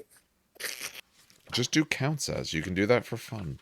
Yeah, no, I know. I'm just Oh, they fucking. put squadrons in this book. Talk about other stuff. While he's I'll looking- get It's back to under us on that. advanced rules. While he's Yeah, looking, there it is. Page I'll 45. go to the other war gear because they have another war gear. The other war gear is the Janus pattern missiles, which these ones I actually do like as a war gear, by the way. Little side note. So any Legio Vulcanum Titan armed with an Apocalypse missile launcher or Apocalypse missile array or paired Apocalypse missile launcher may take a Janus pattern missile for 20 points. Legio Vulcanum Titans with Janus pattern missiles may split the dice of their missile launchers between more than one target as the Janus warheads disperse in flight. The Titan may choose a main target for its missiles, which will either be the same target as the rest of its weapons, or one of its targets has the split fire order. At least one die must be allocated to the Titan's main target. The rest of the missile launchers can be applied to either be applied to the main target or another target within 12 inches of the main target. Each target counts as a separate attack for the purpose of calculating modifiers to hit rolls, etc. I like this one. Now, there's a There's lot a- of words there. I just want to Yeah. clarify one thing. Oh, You do wow. not have to be on split fire to use this. No, it's just saying that it's I don't know. The split fire clause is you could throw the weapon entirely at a different thing from the rest exactly. of your weapon. Yeah, sorry. I should. That's Yes, why I mentioned the split. Just for anyone listening who kind of glossed over because there's a lot of words in that. These, You do not. Right. You don't these have to be words are split quite fired. wordy. I like this one. And for the sheer fact that sometimes I get kind of annoyed when, let's say, I have an Apocalypse missile launcher, I have to toss 10 missiles out of like one shield. And it's like, oh, well, okay, the shield exploded. Yay. I just needed you to roll like here's 10 hits. You fell in the first roll. Thank you. I like this because it kind of opens up the end game a little bit for you, where you can be like, all right, this guy's on one shield, but this guy who's 12 inches away has like 3 or 4 shields. I'm going to put 4 missiles on one dude and 6 missiles on the other. And I kind of like that. It just gives you 20 points. Again, not that expensive. And I just like it. I like it. I'll put it this way. I wouldn't put it on a Reaver because a Reaver only gets 5 shots. Yeah. Not worth it on a Reaver. Not worth it on a War Master because that's only 3 shots. Oh, yeah. No, yeah. So I absolutely would just. This is a warlord only item. I like it. I don't see a problem with it. This is something I like, right? Uh, I like it. yeah. Now, it's gonna get expensive because I would also take this with tracking gyroscopes. So you have the full front arc to target with. Can you take tracking gyroscopes in Trader? They don't have that in war gear. Everyone does. It's one of the universal ones. Oh, it's one of the universal. Okay, because I don't have Yeah, my because loyal. there's universal, there's loyalist, and there's trader. Got it. Pretty Got it. sure that one's universal. Uh, But I will check. yeah, I was gonna say. Hold on that one. It is universal. Okay, it is universal. Okay, okay. And it's not one of the ones that's mutually exclusive with other upgrades, because some upgrades, like, this cannot be combined with other upgrades. But both of these things can be combined. Okay. So you could have a full front arc where you could split off 9 missiles from the main target and all that. This is nice. I like it. It gets expensive, but I like it. It's expensive, but it's something that adds to the value. The Personal Warlord's traits. already expensive, so it's... Exactly. Personal traits. We have 3 of them as always. So the first one is Trueborn. The princess is a rare Trueborn son or daughter of Styges, stronger and genetically pure than their kin. Totally not Nazi. Though isolated and prone to destructive rages. The princeps adds 3 to the command checks when issuing orders to their own Titan rather than 2. If you roll a 1 when making a command check, no further command checks can be made for their battle group, regardless of rerolls or other special rules. No. A +2 usually puts you at a 2-up. A What does it put you for a +3 Reaver? is... What does it put you for a Reaver? Is that still a 2-up for a Reaver? Yeah, because a Reaver's base 4-up. Yeah, so So if you have a Warhound Princeps, makes it a 2-up. yeah, But I'm gonna ones happen, and this makes it bad. yeah, I'm gonna pass it. Sorry. Divided Mind. The Princeps is the host of shared personality. Well, actually, Hold on, go back. generally, you are already ending your command phase when you fail an order. It just sucks that you don't get to use a command bastion if that's your thing, or an Axia Maniple. But I mean, I guess if there were no other options, it's not the worst. Yeah, I'm saying, thing. like, if there's no other options, it's cool, but there's so many other Yeah. better options, and you get 2. So yeah, no. If Princeps fails command check when issuing an order to their Titan, they may re-roll the check. However, if the reroll also fails, remove all orders except for emergency repair orders already issued to any Titan within the Princeps Senior's Maniple. So I like this one more than the first one. Agreed. I like this one more than the first one. Only because this one's a straight reroll. You're already getting the 2-up anyway, so the chances of rolling a 1 twice out of a D10 is Dave, our resident 1 in statistician. 100. Yeah. Thank you. Just a multiplication. If you want this and that, multiply. That's the rule. If you say this and that, multiply this or that, add. And you don't even.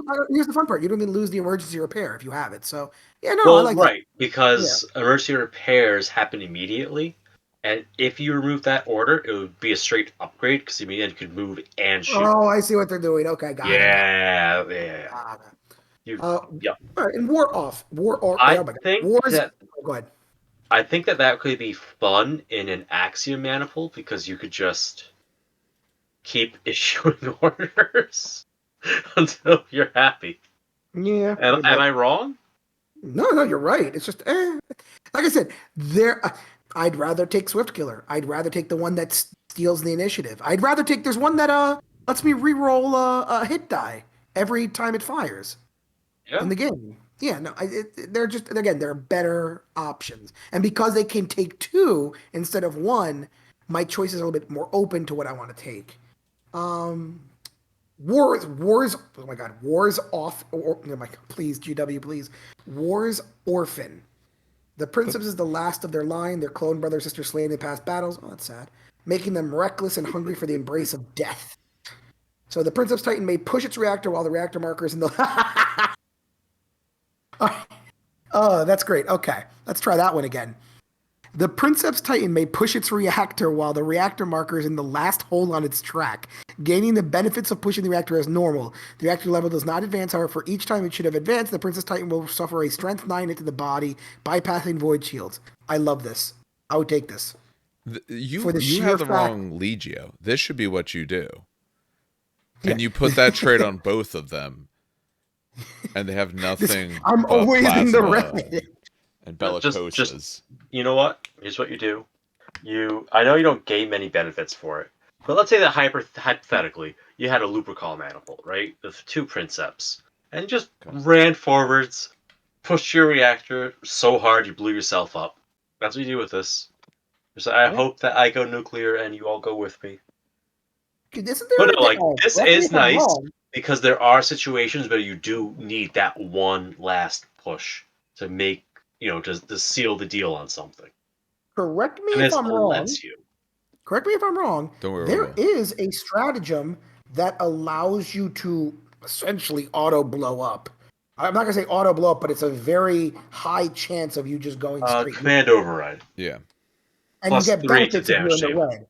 Yeah, and I was gonna say it doesn't Plus you 3 get for red, plus 3 for command override. So plus so 6. that's +6. So 4 and 10 chance. Or sorry, On 4 and 10. a 1 6. you wildfire, on a 2 to 5 you'd So anal explode. 2 to 3. 2 2 to to 3. 3. Sorry, Yeah. yeah, I can't math. And then 4 up is just straight gone. Okay. I mean, again, very rare chance, or like you have to actually be in the middle of some. But I mean, I could imagine doing this with my War Master, because my War Master was in the red for quite some time. I think it's a trait that's like, ah ha ha, this is my moment. I need this to happen. I'm so glad I have the trait. It's not a utility trait, it's No. a last ditch effort trait. No. And I like those for narrative purposes. I like Yeah. those a lot. It is I like those for gaming. It is narratively fun. In actuality, please don't take this trait. So just quickly, I did look up the squadron rules. And I actually checked the FAQs. Now, there's a chance I still missed something, but I did check the FAQs as well. For squadron rules, it essentially just says, hey, if your Titan says that it can be a squadron and it's normally on the terminal, because that's where it was on the Warhound, then that lets them be a squadron. Hey, you designate them as squadron. So before deploying their force at the start of battle, a player can arrange any of their eligible Titans into squadrons. Eligible meaning that you are allowed to be in a squadron. It doesn't say related to Maniple or anything like that. Now, there's some Maniples, like Lubrical Maniple, that you're in it and it gives you new squadron rules, so it makes sense you're in a Maniple, but nothing here talks about that.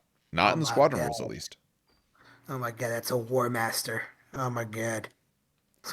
Yeah, there's I nothing feel like that says we're you. missing something, but I also remember that it was a weird thing you could do with the Legio. It is a weird Like, thing, and as far as I know, because I checked, they've never FAQ'd the trader book. well, no, because it's perfect. Yeah, to me, In that's every something way. that would be in the FAQ for it, and I checked the main FAQ, and I didn't see it there either. This is something Check that's the new. rules for like Maniples as a whole, I guess. Maybe Maybe there's So something in the Maniple rules. page 53 in the main book. All right, let's take a This look. is the most odd. What it This boils is down the to is most- they did not. Yeah. The rules didn't account for this, and they haven't said anything about it yet. I Assembling a know battle for a group. fact within a Maniple you could have squadrons. And Yeah. entirely outside of Maniple you could have squadrons. So you could squadron 2 War Masters, Dan, if that's really what you wanted to do, and just, not have friends. I don't know if you could like do half in, half out, because I feel like that's not allowed for Warhounds, but I could also just be wrong. Well, that's what I was gonna say, because if that's what it would be. Let me squadron my warlord with all the shield stripping ability in the world with a goddamn war master. So I strip your shield, and the war master just goes, "Oh, hello there," and kills you. There's nothing through the base rules of assembling battle groups related to Maniples that I can see. I'm not going to spend the next 10 minutes going through this in great detail. Yeah. That I can see that talks about squadrons at all, honestly. Because remember, there wasn't even any of the. In here, you only had the 3 base Maniples, right? Anyway, no. Yeah, you only had 3 base Maniples. So that wasn't even a concern at the time. So this book wouldn't have talked about it in any detail at all. When that book was written, we only had Warlords and Questoris Knights anyway. Yeah. Yep. So I would say, I would want to do a deeper dive to be 100% sure, but I would say for the moment, yes, you can. until they ever do an FAQ. It would be a good question to actually put up and ask and see if they say one way or the other. I'm sure someone will stab you though. Why? Oh, definitely. Well, if you try to abuse it with like warhounds inside and outside of a maniple, like that's what. Like I don't care if the Legio could break the rules. I think it would be weird for warhounds generically to break the rule. All right. Do we think we are done with the twins I there? think we're good. Yeah, I think we're good with it. Okay. Vulcanum's really cool. Yep. I I like love it. the paint scheme. I love all That the is I paint didn't even schemes, talk about the honestly. paint scheme. Did not even talk about the paint scheme.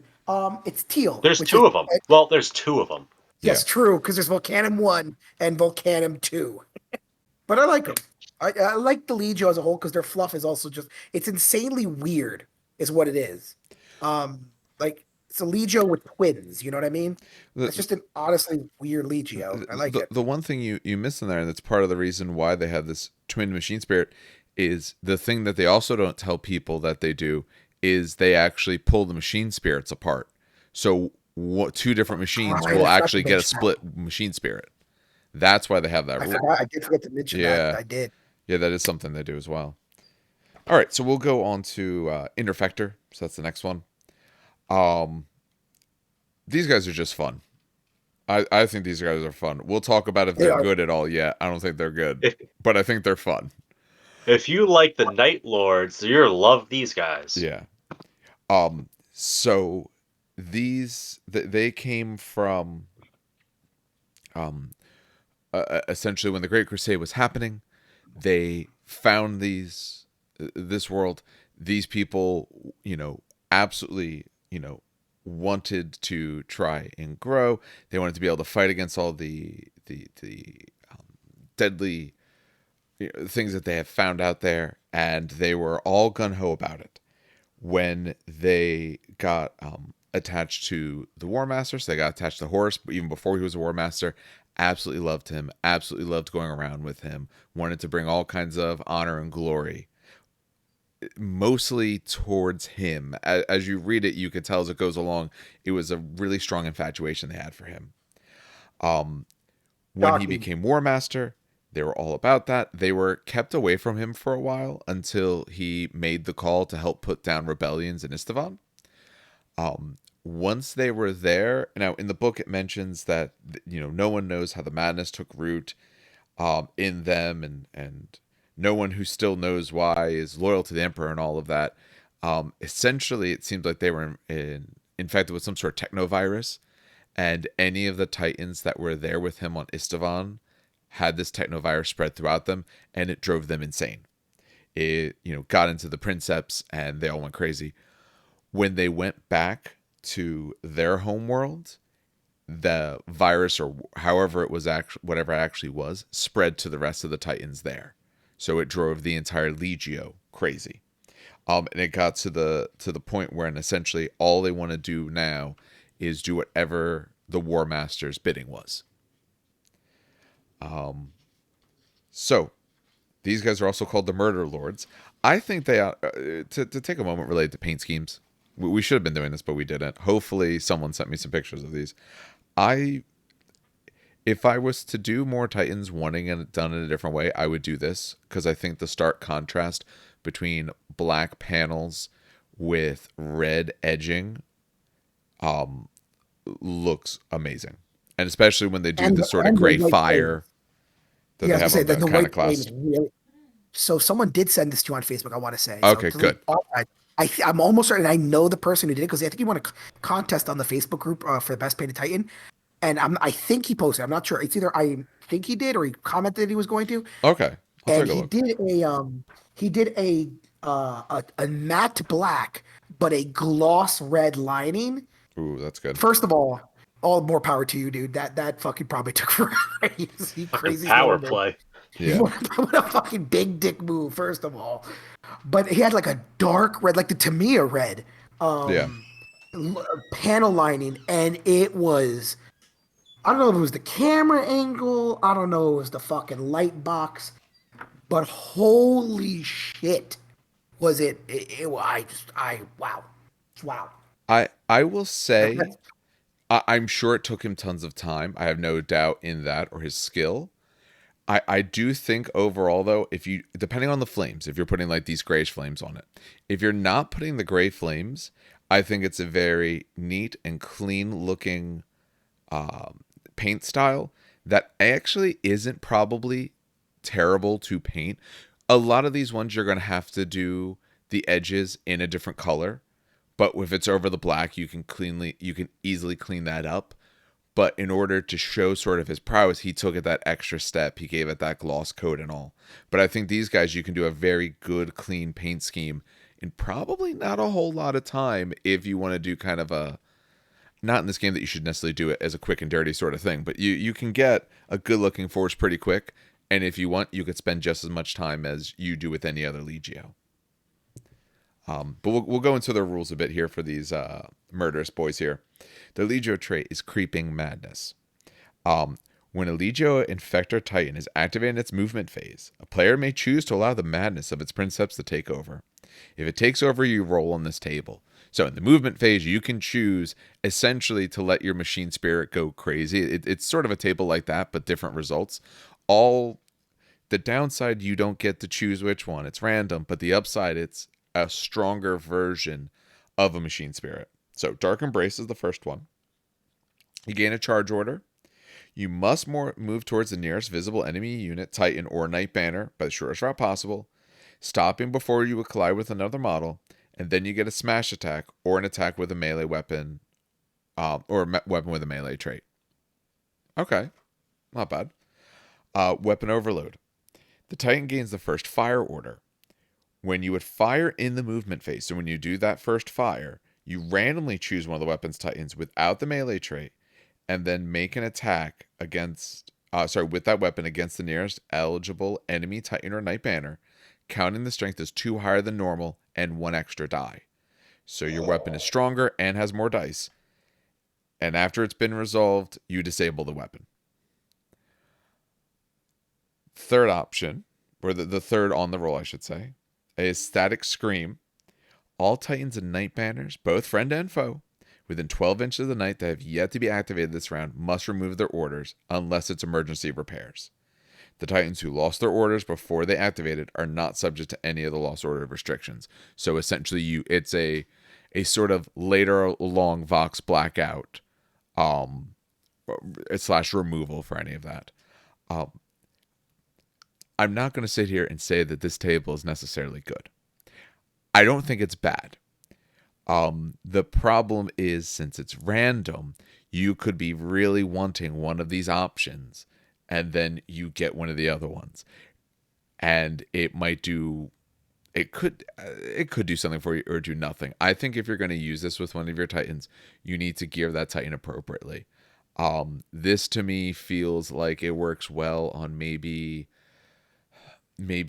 your Reaver, where it's got, you can put on top what you want. Maybe ideally, even a vortex missile, something that's like kind of fire and forget and it's gone, but something with a close combat weapon, a ranged weapon. And then, hey, if you get the charge, you're happy about that. You're going to do this in a turn where you're close enough that a charge would be great. Hey, shot, well, I only got one good weapon and I get all these extra dice, that'll be fine. Disable it, well, hey, there's still repairs coming up. I can try to repair this weapon. And I'm going to be trying to get, say, melee. Static Scream you could always get, so you want to be out in front. Again, it's not great, wondrous in any way, but if you're playing this Legio, you're playing them because they sound fun. You're playing them because you want randomness and weird stuff to happen. And this is some potentially very good weird stuff. Or even if, Static Scream, you could even, if you happen to roll it, maybe you were trying to get it to remove some orders because your opponent did something that you weren't expecting. Now you got an issue. But what do you guys think of this Creeping Madness table? Because it's so fun. I agree with your assessment. Yeah. I will point out that at least 2 of the 3 of them are very close range and are pretty good. Yeah. That's what I will say. Like 2 out of the 3 of them, I can see you getting. So 66%, because you have to be within 12 inches and you remove orders, which is, okay, that's great. Or you charge something. and that's gonna hurt the person. If you get the shooting one, you still do damage, but it's more like, you know what I mean? So what I'm picturing is warp missile, melt a cannon, chain fist, Yeah. Yeah, right? On a I reaver. agree. If you have the warp missile on your first fire, a dice 2 warp missile. Yo. That is true, actually. Yeah. Yo. Yeah. Wait a minute. Or a dice 2 melt a cannon. Yeah. Yo. That could be intense. And then Yeah. a chain fist with always a nice option to have available. Mm. And what's nice about the charge order is yes, you have to charge the closest thing in arc. Sorry, you have to charge the closest thing that's visible by the shortest route. You can still shoot it later. Yeah. It doesn't deny you the ability to shoot later. The most restrictive of these is the first fire. Yeah. But like you can do some crazy stuff with that. Actually, I maybe not the melta cannon because it disables automatically. And melta cannons are hard to fix. Sure. This could be fun with what's easy to fix for shooting on a reaver. That's what I was going to go to reaver The Gatling. weapons. Gatling's got I'll to say be easy. the Gatling's like a 3-up Yeah, probably. Gatling is a 3-up, and that's not bad because it's 6 dice. You're looking Yeah, at 'cause 8 that dice. Oh, sorry, up 7 dice. 7 You're dice looking at strength strength 7. 7. Then that's It's not bad. basically the Warlord version. It's not Yeah.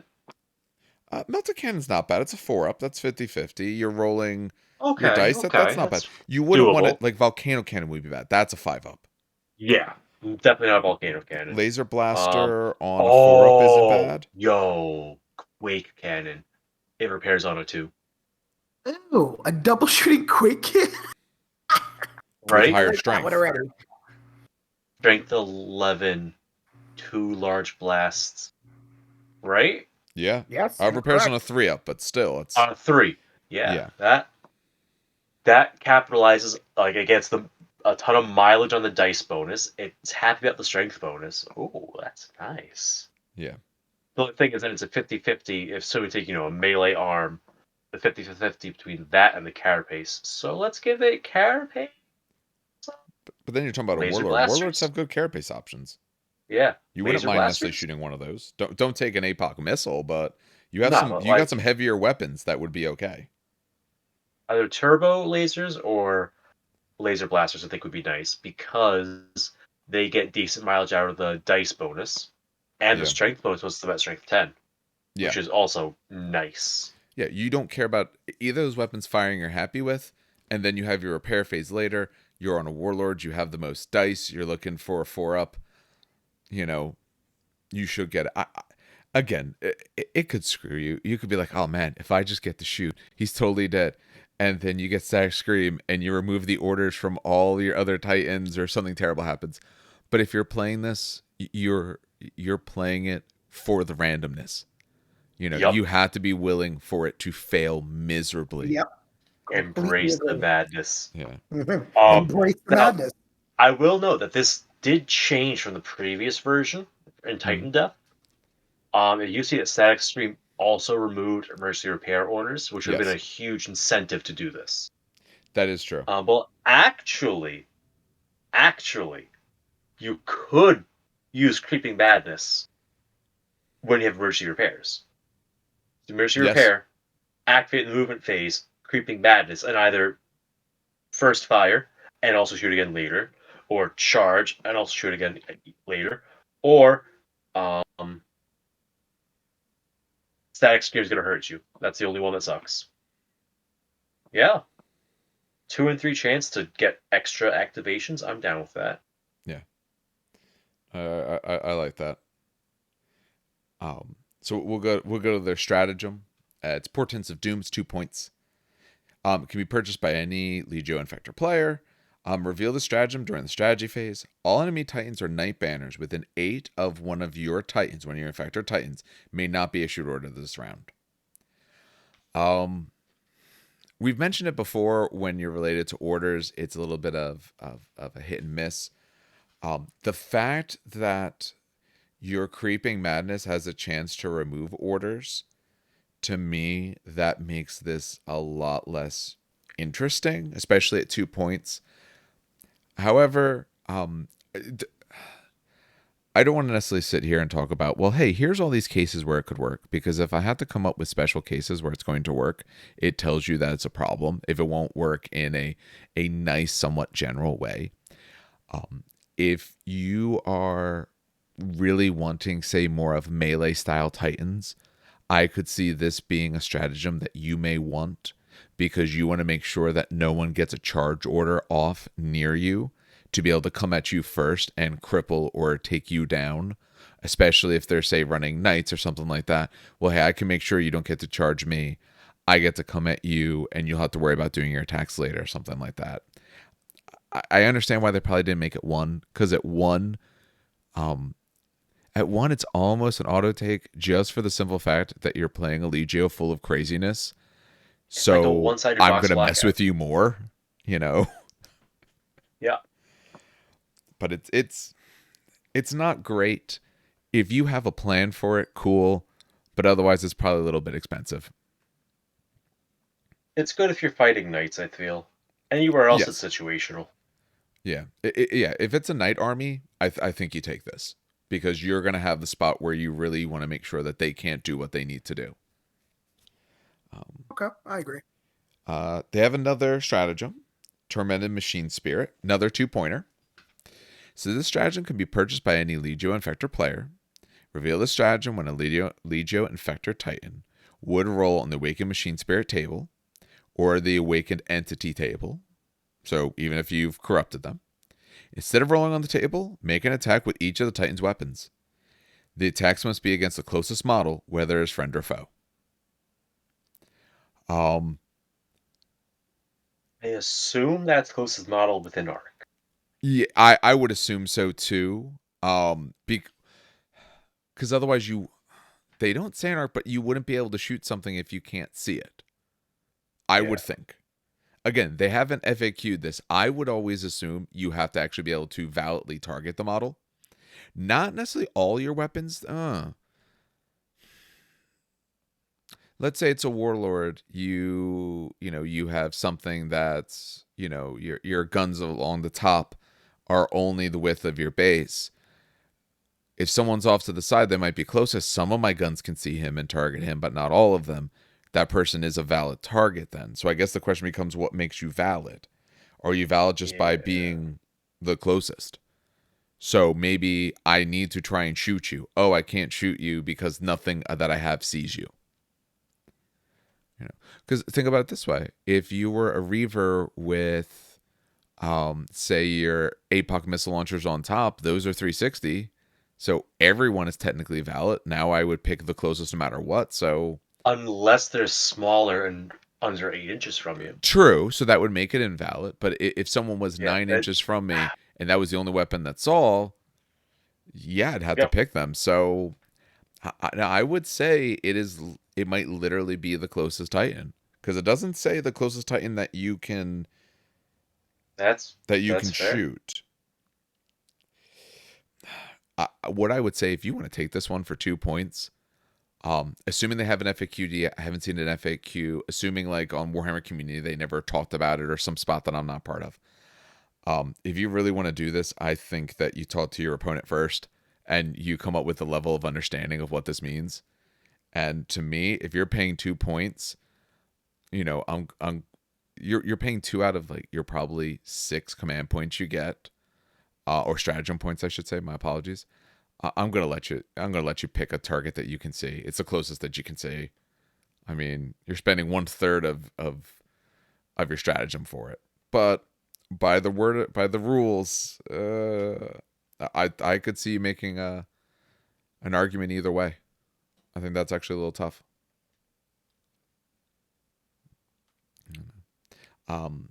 War gear. They have 1 bit of war gear, static rounds. So any Reaver or Warhound who has a Vulcan Mega Bolter can take the static rounds, 15 points. If you have multiple weapons, you got to take it for each one. You pay for them separately. A Titan equipped with static rounds uses a modified version of the rapid fire trait for its Vulcan Mega Bolters. Against a target with active void shields, Each to hit roll of 5 or 6 causes 2 hits rather than 1. On a roll of 6 to hit, if a roll of 6 was to hit was required, then you have no effect. Static rounds have no additional effects against targets without active void shields. All the weapons will retain their normal effects of the rapid trait. So if they have void shields, you explode on 5s and 6s.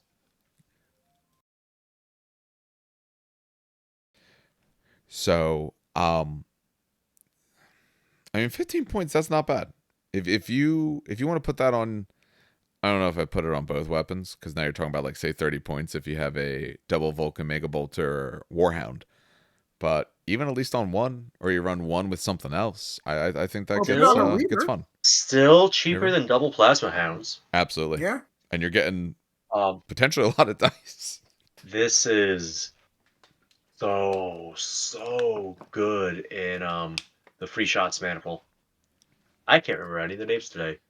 I'm never good with the names of these. Venator? Venator, yeah. Venator. Oh, nice. The Venator maniple, yeah. Said it wrong, but I'll take it. You were close. You said a name that reminded us of the right name. That kind of counts. Nice. Because you will be proccing so many free shots. You will. With that kind of shield stripping power. And it's an attack with one of its weapons in Venator Maniple. So if, say, your guy Dark Embraced on the Creeping Madness, and now you're in close combat range, oh, he still had shields up. I dropped the shield so this guy can take another swing. Yep. You know, that's fun. Man, these guys do seem fun. The last thing I need is even more Titans, though. Well, but here's the thing. I mean, yeah, if you're playing like a tournament or someone who is super gun-ho cares about it, then, oh, my Titans are painted this way, you do that. If you just want to try out different Legios, just play your Titans as something else. Give them a shot. Try it out. That's honestly, when we start taping some stuff, that's what I'd like to do, to just try out different ones and to get a feel for them and to be able to come back and say, hey, we thought all these things. Was any of our thoughts the same? Do we still feel the same now that we've tried it? Or have we changed our minds, you know? Like, these guys just look fun. Spoiler alert, nothing ever works. If you do it enough, it will work sometimes. The best laid plans, Dave, the best laid plans. Well, yeah, but if I don't even... so it's the... there's an old adage that, you know, when you talk related to military things, they say, you know, Americans are, you know, so tough to predict because we don't even know what we're going to do. Yeah, I know. If it's that, how are you going to plan for my army when I'm going to randomly roll and decide what's about to happen to me? Like, there's something to be said when, you know, there is no true plan. What are you going to do? Personal traits. So they have 3 the same way as all the others. Dark Fanatic. The first time the Princeps Titan suffers catastrophic damage, roll d10. On a 6, 7, 8, or 9, it is ignored and has no effect. On any other result, it's a catastrophic meltdown. I find it funny, and I'm going to assume this was intentional. Although, yeah, the way they put it looks about right. Their commas are a little bit off. They're not using Oxford commas, but so be it. So if you do this on a roll of 1 to 5 or a 10, it's a catastrophic meltdown. Otherwise, you're ignored. It's fine. I see why the 10 is missing, because that's obviously the catastrophic meltdown. But there's a chance that your Titan just keeps going. That's pretty funny. Yeah. So, if I remember correctly, this is the wildfire and magazine detonation stretch of results, right? I believe so. I don't have the chart in front of me, but I believe that's correct. 5 might also be wildfire. Yeah, without the chart in front of me, the book's over on the side. I'd have to open it to be sure. But yeah, essentially the strong results other than meltdown. But if you wanna guarantee you live, or you melt down and hopefully take some other enemy Titans with you, or hilariously maybe even your own, this is actually a good personal trait. If I'm doing this Legio, honestly, I like that personal trait. I think that one's just a lot of fun. Raving Madman. Um, the Princeps is completely insane. The perception's bearing little relation to reality. Once per round, when rolling to determine the first player or making command check, the Princeps can change the result of the roll to a 10. If used to determine who has first player, the next time the battle group rolls to determine who has first player, the results of the D10 must be changed to a 1. So I can guarantee that I get a 10 this round as long as I'm willing to guarantee I get a 1 the next round. Likewise, if the trait was used to change the result of a command check to a 10, the next command check becomes a 1. None of these results can be modified or rerolled for any reason. But it is once per round. So, as we said before, there's the one stratagem. I don't remember their names, but the one where, hey, in this phase, I'm first player now. Give me that little token. Well, this one you could technically use more than once. You don't use it. Use it in in the beginning. You're not going to choose in the middle, and the next round you are not going to be first player unless they happen to roll a 1 as well. But not actually so bad. Kind of funny. If you only need one order to go off, use it, guarantee your order. They're out of the parts fail. You're done with orders. Or you run it in one of the mana pools where you share orders. And you could guarantee that everyone gets it except that one guy you don't want to get an order anyway. Yeah. Or something like Axiom where you can just keep it, or I think that's the one where you just or issue anyway after a failure. All right, he failed. Yeah. This guy got it. I'll put it on my Warhound who needs it, who might fail anyway. I'll give this guy who's not going to get an order, and now my Princeps will take his command check on a 2-up. Yep. Hollowed out. The Princeps is little more than a shell propped up with on their command throne, a puppet to the demonic wills of the Titan's machine spirit. A Princeps Titan ignores all damage results from the critical damage to the Titan's head. If it's a corrupted Titan, it instead ignores all damage effects resulting from the critical damage on any location. However, a corrupted Titan with its personal traits subtracts 1 from the results of all command checks it makes, and it does not add 2 for the Princeps Senioris for its command checks. If you're corrupted, no critical damage results matter in terms of their effects. Obviously, it will work its way to kill you. Your command checks are worse just across the board. That might be okay. Again, you're choosing this Legio, I think, not that you're not choosing them to win, but you're choosing them because it seems fun. So I think you're taking fun options. This is honestly, I think, the first Legio that I've read, because I've read the other ones. I don't remember all their personal traits, of course, but this is one of the first ones where I think you take from theirs, you don't take from the book. I think you choose one of these that kind of fits what you want to do, because they're actually not bad, especially for what you're doing and game wise overall. And you should just be doing something crazy anyway. I don't know. Do you guys feel any different related to these? No, I was going to say, I actually enjoy these Legios. I'm also thinking of doing something stupid with a War Master and giving him static rounds. You can't. Is Wait, that what? Reaver or... Yeah, it's Reaver or Warhound. Because it's Vulpa. Okay. It mentions those Titans specifically. Yeah. Okay. There goes my... No, but I still like it. It's a cool Legion. Just again, the static rounds, hitting the shield a lot harder. The randomness of a prince. That you make a really good point about the randomness. I kind of was thinking about it. I had to mute myself because I was kind of mumbling to myself after a while. Hopefully it didn't get Thank you for... No, you muted. Thank you for doing so while you mumbled. No, I did have to, because I was thinking to myself, like a madman. Like a madman. No, because it is serious. How the fuck do you plan against a random goddamn roll? Yep. All right, he's moving his Titans here. He's moving his Titans here. He cannot do anything. And you're like, you know what? Fuck you. I'm gonna roll the dice, and then you charge me, and I'm like, what? In this Legio, emergency repairs don't hamper you as much as in any of the others. So what's that mana pool that gives the bonus to emergency repairs? The Perpetua? I want to say that could be fun. Flip to the front of the book. I got many. this. There's so many, and we went through these. There There's are. so many to remember what's what. Yeah, Perpetua. 2 up for Yeah. Mercy Repairs. So you could do Perpetua, which is Okay. Warlords and Reavers, and just have fun with the madness because, they both have melee weapon options, which is nice. Hmm. And just, I fixed myself, and then I charge you because I went crazy, or I'm going to shoot you a lot because I went crazy. As long as you're facing the right direction to start, it's pretty good. Or if you have that Princeps trait to make that one free pivot. Yeah. Or you take this in a Venator maniple and load up on static rounds and laugh as you just get constant free shots off of the Reaver. Your opponents will just stop raising their shields. They're like, you know what? It's not worth it.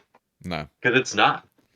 No, because I'm getting free. I'm getting free extra shots on you with the weapons that matter. Because the Warhound's weapon, because I needed a shield stripper anyway. The Vulcan Mega Bolter, I wasn't really caring about what it did to you, but I'm getting extra shots with this other one, and I'm going to roll on the table, and maybe I shoot you again. I would consider maybe going Bolter Plasma because the one Bolter could be enough to strip shields. And then the Plasma makes them think, maybe I do want my shields again. So they think, okay, I'll raise just this one. And then they get smacked right down again. Yeah. I think the other reason you wouldn't take the, say, double Vulcan is just because then if you want to put this on both weapons, now you're looking at extra 30 points. That might be getting a little bit high. Especially if you're looking at like on a Warhound. Now I'm getting 2 in plasma costs. And I think then I might want a plasma instead of an extra one of these. Now, I should point out that you can actually, I've never seen someone do this. This is the funny part, but this makes it viable now. You could split fire a Warhound. Good. Get it into a really good position, right? Split fire the 2 Vulcan Mega Bolters. That's something that's already has lower shields, and you just strip both shields with the Warhound on one activation. Yeah, I could see it working with like a dedicated shield stripper Warhound and like a plasma Warhound in a squadron, potentially. Yeah. I think you'd Yeah, have let's to have say, a like, squadron it's to the get same better point. chances of getting it. Unless you take the maniple, whichever one it is that helps with split fire. I know one of these does. I don't remember which one. Yeah, I'm not going to... So many manacles. There's so many. But that makes it cool. It makes it gives it. People are like, oh, it's just heresy versus heresy, or it's just the same Titans versus same Titans. But it's really not. We talk about this in Get Started Titanicus in the podcast for Get Started. It's like, yeah, it is Titans versus Titans at the end of the day. Just like Horus Heresy is Marines versus Marines. All Add miniatures some, games like- are the same thing, fighting the same thing. If you look at high enough level, Yeah. Yeah. it There's doesn't matter what they so look like. many Any of that, approaches you could take to this game is great. Myrmidon is the split fire one. Myrmidon. Okay, I was looking as well. I might have missed it. I thought I looked past Myrmidon. That's Warlords and Reavers. Oh, there you go. Yeah, it's because it's the first page. Yeah. I mean that's not. Oh, so it doesn't actually help with Warhounds. There's other ones that I think give you just like a flat bonus if you're all taking the same order. There's options. Even if not, I mean, you could try it. And if it fails, it fails. But This can also work in a Ferox maniple because it gives you the bonus to melee. So if you happen to charge, you get that +1 strength. yeah, Yeah. You can use your better trait. So the Warhounds, if they end up charging, it's like, okay, I don't love it, but I accept it. Because you're strength 8 with your smash attacks. God, that's not again. This is one of the few. So like we were talking about this with Furion, how Furion has like everything good and there's really no bad choice. And you got to Vulpa and we were like, it kind of sucks. This is one of those Legios where it's like you would take it and still have fun. It's weirdly competitive if you ever wanted to play competitive, but it's weirdly competitive because it is so random. I don't know if that makes any sense. it yes and no. like It is orc- hard to predict orc because of the fantasy. randomness, but that works. That's a double-edged sword for both sides. Yeah. I would say you will have a fun. You have to be the type of person who's willing to have fun with it. But any of this stuff, if you play well and you make good tactics and you set up that, yes, this is random, but I'm not using on the Titan who's in an awful position to hurt me, I think you can make it work. And I think you can make it work well. Okay. You know what this reminds me of? Back when the orcs got new models, right? One of the new models was the shock attack gun. And I think that's what it's called. It's the one where it's like he's dragging a snotling into the gun. Yes. It fires called Vulpa. snotlings into You're you talking about through the wall. 4th edition, Dan? I can't remember what it was, but I remember when the gun that's came been out, around for a while. Yeah. a lot of people were not angry, but very frustrated with how it played Yes. because it could literally do absolutely nothing.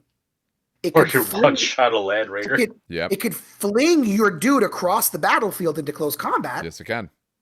or it could Oh, just exactly. wipe out a Land Raider in one shot. It's just Yeah. gone.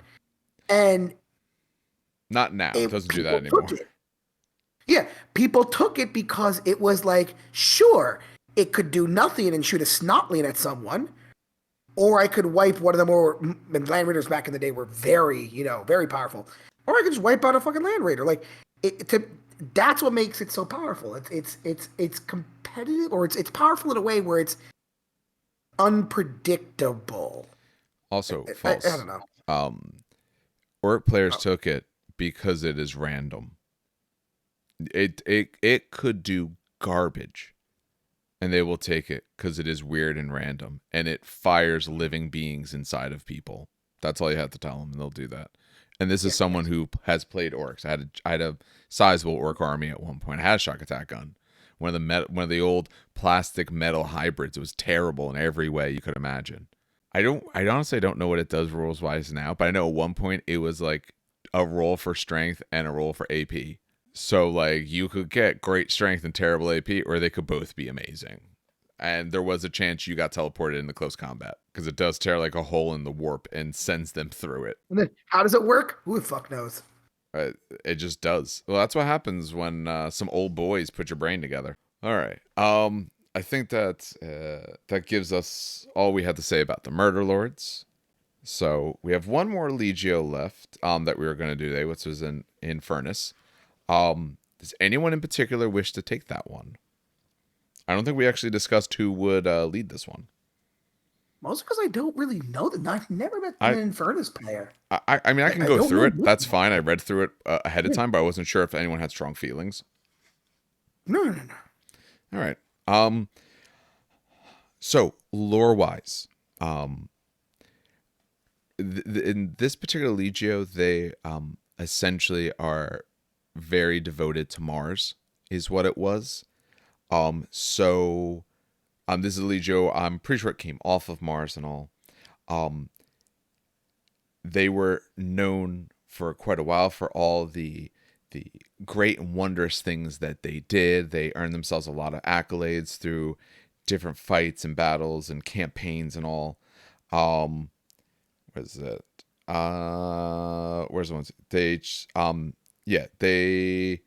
were called the Masters of Fire for their scorch earth tactics and their icon, the Eternal Flame. They became a badge of iron, morphing into new commonly used appeal, the fire appellation of the Fire Masters. So they were known for essentially fire, plasma, all those sort of weapons. Like I said, they were devoted to Mars. So when the heresy happened and the Fabricator General chose Horus, they immediately went with what Fabricator General wanted. The way they talk about it in here, it feels to me that it was much like when you read like the stories related to Istvan the first time, where because I at that point hadn't known anything about the heresy, so I'm just reading the books. I know Horus went traitor and a bunch of guys went traitor and so on. I didn't know which legions went with which. So the first time I remember reading those books, and you get to the point where essentially, you have the sides, they're down there and they're about to potentially fight one another, and you have traitor legions suddenly turn on the other ones and start firing on them, and how sort of surprising that was at the moment. It's the same sort of thing here. With the legacy they had through all these decades, when they landed for one of the battles and then suddenly turned traitor and fired upon the other legios, this caught everyone entirely off guard.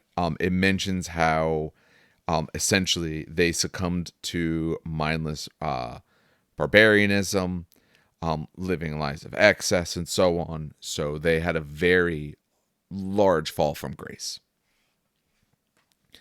So their Legio trait, Masters of the Flame. When making an attack with a firestorm weapon, A Legio Infernus's Titan may replace the narrow end of the flame template within 2 inches of the firing weapon instead of just touching it. Both the narrow end and the center of the wide end must be within the weapon's firing arc. So you essentially get 2 extra inches on your template weapons. How long is the Firestorm template? Is it what? 8.25 inches. 8.25. All right, so you're getting a little bit over 10 Or inches. So 8 and 1/8, something like that. It's 8 like 8 and like a little bit extra. all right. So you're getting out to essentially 10 inch, which not bad. Not a great trait, but not bad. Part of that trait, and we'll see. They have another Legio trait. And actually, to talk about one, I think it's worthwhile to mention the other one. The maximum number of additional mutation. They can take one more mutation. It was something different, I thought. It depends on how much you like your Firestorm weapons. And I think the main problem with Firestorm weapons is you can't choose where they hit. I mean, they do a nice number of auto hits, but you can't choose, so it's not a good weapon to finish someone off with. Maybe I get some beginning damage, but I'm not going to necessarily kill you off because there's a chance I roll some other random location. I don't know. Do either of you guys like running template weapons, like Firestorm templates? I love used Okay. to. I didn't like the fact that I couldn't choose where it goes, so I stopped. I love Vito Inferno because I run it in a Ferox, right? So it runs up the board, and I'm usually getting +1 strength, and I'm just saturation pushing damage through or stripping shields rather than trying to finish something off. And if I need to finish off, I'll just do a smash attack. Now I know that this, the 2-inch range means that you might not be in the smash attacks in because they're 1-inch range, but it opens things up. It softens up targets for something else to then go finish. Oddly enough, this particular Legio trait is probably not helped much by Ferox, because Ferox wants you inside of essentially scale. This weapon actually lets you shoot further, more of a chance you're outside of scale. Although it might let you hit someone further back, like a different Titan further away. But I'm not big on Firestorm templates. They're not bad. I enjoy them. Putting them on a Warhound's fun, but there is the mutation. Yeah, and these guys do get an extra mutation. That was the other Legio trait, Dark Blessing. Yeah. The maximum number of additional mutations is increased by 1. Is there a good mutation? So I haven't looked through these. there is a mutation that does use a Flamestorm attack. It is a Demonic Bile. It's only 15-point upgrade. Okay. It essentially attaches a Firestorm weapon to the head of the Titan. Range template. Dice value D3. And strength 5. It's not high strength, but it's got the fusion trait, so rolling a D10 to do damage. It's a random number of dice. Decent strength, but fusion. Both that and the Inferno gun do benefit from the Ignis Light Maniple. Yeah. So you could push that up to a strength 6 attack and a strength 8 on the flavor. No. Okay. So I went to Demonic Bile, and I'm reading it. And get ready to put your sat pants on. This mutation cannot be used if the Titan has critical damage shed. Makes sense. Demonic Bile is unaffected by Titan Legion rules, such as Infernus, Masters of Flame trait, Maniple rules, such as Ignis Light Maniple, and cannot be upgraded with other war gear. So all those cool things you just said, they're like, no, you don't get that. That's what I get for working from memory. Yeah. Damn. It was a good plan. It was a good plan. There's literally step by step. It's like, you can't do this. You can't do that. Because I'm reading through it and you're mentioning those things. I'm like, literally shit on your dreams. Holy crap. Oh, man. There's no reason to disallow it. In my mind, it's not that crazy of a thing. I mean, it's nice. It's reasonably strong, but let them have that little extra. I don't know why they stopped it. Cost it 5 more points, make it 20 points, and let me get some bonuses. It might still work in Ferox. Could I keep that dream alive? Because the weapon's not what's being affected. It's the armor roll. You literally cannot benefit from any It's unaffected by Maniple rules. Yeah, so no, you wouldn't get the +1 because that's the Maniple rule. Legio rules and Maniple rules don't count for it. Demonic Vile's trash. No, it's actually it's a fun thing to have. Yeah. It's not good, but it's fun. It's not But bad. I mean, anyway, 15 points, you Insurrect might be able to get a nice strong attack on someone. It's not bad, exactly. but It's at I least a can't use your other 25-point bonuses. investment. But yeah, shame it doesn't stack. Real shame. Infernus should. I haven't read through all their stuff, so let's go through the rest of because maybe there's one thing I'm hoping to see, and maybe they have this, and maybe I just haven't noticed it yet. Stratagem. They have one stratagem, burned ones. The stratagem can be purchased by any Legio Infernus player. Reveal the stratagem in any combat phase. Choose any piece of blocking terrain within 12 inches of friendly Legio Infernus Titan and remove it, placing the area with difficult terrain of the same approximate size. You can purchase it multiple times. So you can just remove blocking terrain for one stratagem point because you can buy it multiple times. I actually like that. It lets you get your flame templates down. That's what it's for. If you're taking Infernus, if that's like your thing, then you probably do want this. So that way you can get your weapons out. Open up. Wait, hold on. Correct me if I'm wrong. It's just you don't need a flame template for this. It's just literally remove. So okay, you could take this and literally be like, "Oh, you're hiding this, this, and this. I'm gonna remove this building. Enjoy my now," because you were like, "Oh, I'm hidden, right?" or something. Because usually, what hide turn 1, maybe turn 2, you hide. If you're within 12 inches of that building, you could just surprise someone. Now, obviously, if you're playing this, they're obviously going to take the stratagem, but you can't hide from them. So that whole stratagem of like hiding behind a building or hiding behind a mountain, hiding behind anything doesn't work at all because at any point they could just remove it. There's literally no safe space to be. As well, you have to be within 12 inches of one of their Titans, so you have to get close enough.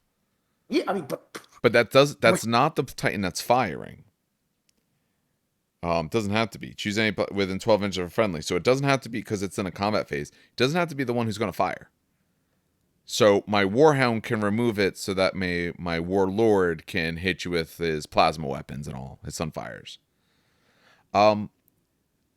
I think if you want it, I think it's better related probably not to the Firestorm weapons then. Like you said, for revealing it for this big bruiser to hit you. It's not bad. Yeah, that's a very powerful because so let me explain why.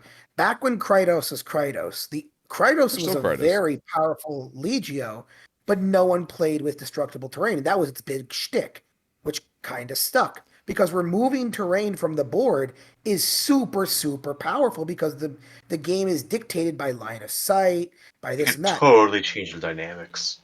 Yeah, it does. You can completely change the battlefield based on like okay, I'll give you an example. One piece of terrain that I usually bring to Steve's events is the huge, you've seen it, Dave, the huge like generator, the huge Mars generator. Yeah. That thing is about 8 inches across by 4 inches wide. It is a big line of sight blocking piece of terrain right in the middle of the board so you can kind of move around it and plan. I could literally just pick that fucking thing up and say, okay, like who's the night player, right? The night player who likes to hide behind buildings, right, Steve? Mm-hmm. Just move a sacrificial warhound up there, remove that building, and quake because he has to keep them together because they're a banner. Yeah. So he runs like I think 12 lancers or 16 lancers or some ridiculous number, right? With Something a blood unholy. banner, with all these really insane banners, right? But he has to hide them behind buildings for at least 2 turns, right, to get the nice charge that he wants. You just go up to that building, remove it, and say, "Well, hello to my quake cannon." Like, that's gonna suck. Yeah. No, it's pretty good. I do like it. I understand why they put it with this Legio because it's, burn it all to the ground tactics. Although I think, it would be more useful in other Legios. But it's not bad. It's not bad. They have a War Gear, Clinging Phosphex. My apologies. Any Legio Infernus Titan that is equipped with an Inferno gun can take the Clinging Phosphex for 15 points. Each weapon a Titan is armed with has to be upgraded separately. When you fire an Inferno gun, targets that are other than the closest one take 2 hits instead of 1. I think this probably should have been the Legio trait instead. I agree. I think swap the Legio trait with this, the War Gear, and I like the Legio better. I will agree with you. Yeah. 2 extra inches on the fire is not bad. Being able to get extra shots, so I lined up good shots, I'm getting more. To me, that's the more powerful thing. But I'm having to spend 15 points for every single gun I want to do that on. It is a big difference. It's not a big difference in facing Titans, but Yeah. it is big hitting Knights, because the first individual Knight model normally gets hit 3 times, and then the next Knight model hit gets hit once. Oh, true, yeah. But now it's getting hit twice. True. But So if you catch 3 Knights under the template, it's 7 hits instead of 5 hits. Yeah. Though with strength 7. But it's still so not not crushing That's Knights, the but it's problem. helping against them, absolutely. Yeah. Yeah. I want those 2 things switched. And what sucks is I think that if you take it, you have to take it on both of your Inferno guns. I'm not sure though. Each Titan must be upgraded separately instead of maybe upgraded separately. Or well, that's very I'm not similar to sure. all of them. I It gotta just means compare the that. 15 points doesn't. To me, I read that Yeah, when you and say that makes it a pricey Titan. Yeah. Now it's $250. Each weapon a Titan is armed with must be upgraded separately. To me, that just means it's not 15 points for the Titan, it's 15 points for each weapon. I don't read that as meaning you have to upgrade both of them. If that's the actual interpretation, if that's what they mean, then it's even worse. Yeah. Like it's not bad, but if I got to add 30 points to my Warhound, I'm unhappy. To be fair, I don't think it reads that way. I think it literally reads. I think it's a per, but you are still paying per if you want to. Yeah. Oh no, you're right. I just compared it to the Murder Lords. Same phrasing. Yeah. Okay. It's like the phrasing that they use that phrasing everywhere. Yeah. I GW don't know why. using what? GW using weird ass phrase. What? I don't know. It's for a reason. When I read it there, it just hit me different. Yeah. And I got concerned. No, Okay. agreed. It's GW writing complicated rules. What is that? What? No. What? All right. Personal traits. Let's see if they have any good ones. We've only found like 3 personal traits that I like in the book so far, and all of them are for Murder Lords. Butcher said when this Princeps Titan is activated during strategy phase, they can work themselves into a frenzy. This counts as their activation for the phase. If they do so, they can reroll all hit rolls of 1 until the end of the round. So instead of taking an order, you reroll all hit rolls of 1. That's amazing. That's actually good. That's actually very good. Yeah, me and Steve Steve was just talking about it. You don't always want to take orders. In fact, I'll take orders very rarely, and I usually have my Titans freed up, so I get to reroll ones for free. Yeah, hit rolls of 1. Hit rolls of 1. Hit rolls of 1. Yeah, but I will absolutely take that 1,000%. And is that the whole Princeps? Princeps. Princeps. It's a personal trait. Yeah. But your Princeps is the one probably with the best weapons anyway, or the most weapons. He's the heavy hitter. So now this is useless on flamers. Oh, absolutely. Yes. But that's okay. But take a warlord. Take a warlord with double plasma and a Gatling top. Like, strip the shield with Gatling, or fucking strip the shield with the warlords. Double plasma with overburn, right? Or not overture, maximal fire plasma. And then target the Gatling somewhere. And you get to reroll the ones, so you shouldn't be eaten up. Oh yeah, I forgot about you're not even but still. I like that a lot. Plasmas you do if you roll a 1 on the initial roll, you gain the heat. Rerolls, okay, that's the way it's worded. Okay, got it. Yep. But still, 8 plasmas, re-rolling 1s, hitting on 3s, which is Dave can do the math on that, and then Gatlings hitting on 3s, re-rolling 1s. Or actually, fuck it, hitting on 5s. Because let's say I'm targeting something now, hitting on 5s, still re-rolling 1s, and Gatlings get to re-roll 1s on the armor pen because they're ordnance.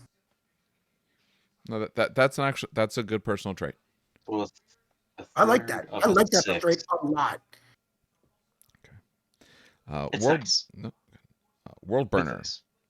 Once per round during the combat phase, the Princeps Titan may fire one of their Inferno guns or melta cannons twice during its activation. If they do so, the weapon gains the draining trait for the second attack. I mean, for the Inferno gun, not so great, but for the melta cannon, twice in an activation, once per round, so you can do that each and every round. If you give a first fire, that means you could fire a melta cannon 3 times. Yeah. Actually, I was going to say, because Steve keeps mentioning the goddamn maniple. You take Venator, right? Pop shields, get a free melta cannon hit. Then when the Princeps activates, get another 2 melta cannon hits. I like that. Do 2 hits on the initial, and then another one on your normal activation, because it doesn't have to be when you activate. It's just during the combat phase. Yeah. Oh, I didn't. Oh, no, sorry. I Oh, yeah, apologize. sorry. I apologize. Yeah, during the combat phase. During Yeah. its activation. Oh, during the activation. Okay. During its activation. Never mind. You're right. Nope. You were right, Dan. I'm Yeah. wrong. But still, that's yeah. pretty sexy. It's a good I'll way to take a get even triple more. firing. I'll take a triple firing melta cannon, please. Thank you. Well, And if you're draining, taking that it mana could pull be and they're free. stripping shields, you could be firing more than 3. You strip the shields, I shoot Hey, you know what's I first fire, You know what's good and at then I stripping double shoot. shields? Inferno guns are good at stripping shields because they automatically hit. That's Just very saying. true. I like it. And I do like it. 2 up, which is nice. All right. Yeah, I definitely like this, man. This one you have to build more of a maniple for, or build more towards, I should say. Yes. But other than that, like, it's still good. That's still a pretty good one. All right. And their last personal trait. Let's see if this one's as good as well, because they've had 2 good ones so far. Methodical. Once per game during strategy phase, when the Princeps Titan is successfully issued a first fire order, any other Titan in the maniple can be issued the same order without needing a command check.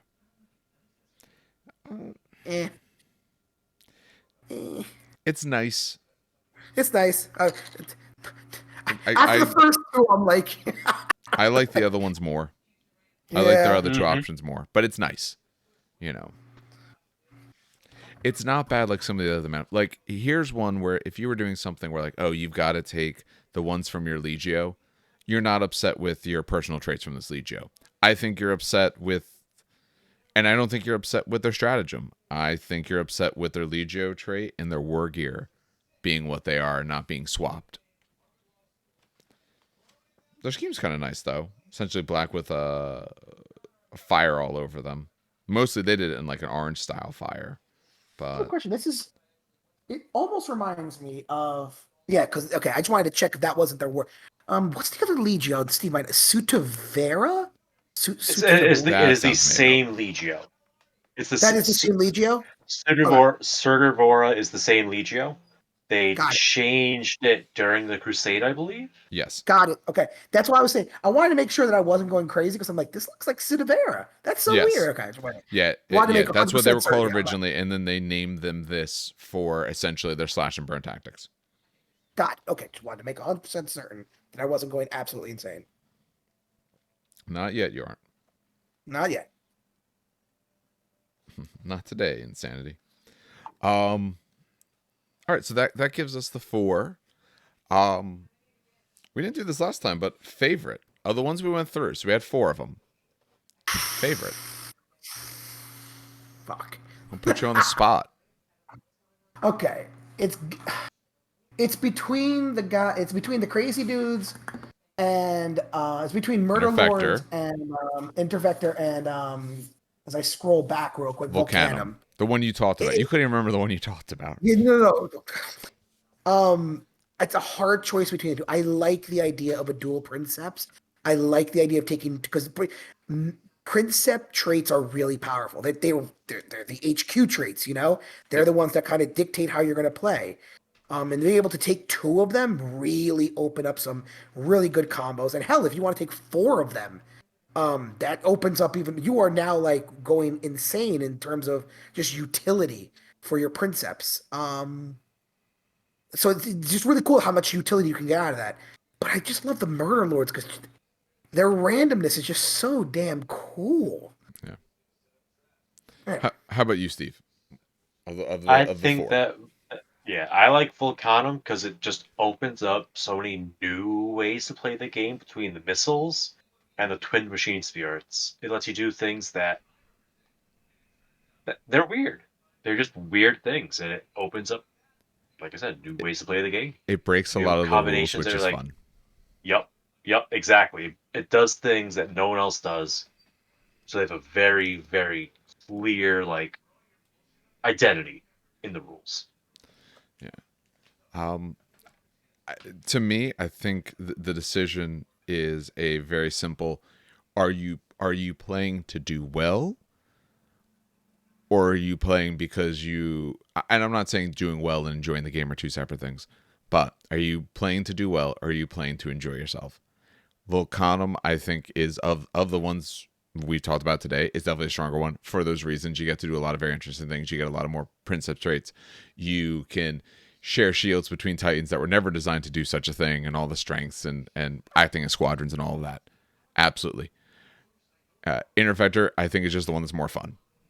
If you want to go out there and just have fun, I think it's that one. It doesn't mean you won't win. It doesn't mean that you can't be tactical and make good decisions, but you'll have less control. And if you're a player who likes control, it's going to annoy you endlessly. But if you really want to do well, I think Vulcanum is very, very strong. To be fair, with the Interfector, you don't Yeah. have to use No, you don't have any to. of their insanity. No. You could just take them for static rounds and call it a day. You could make a terrible choice. You're right.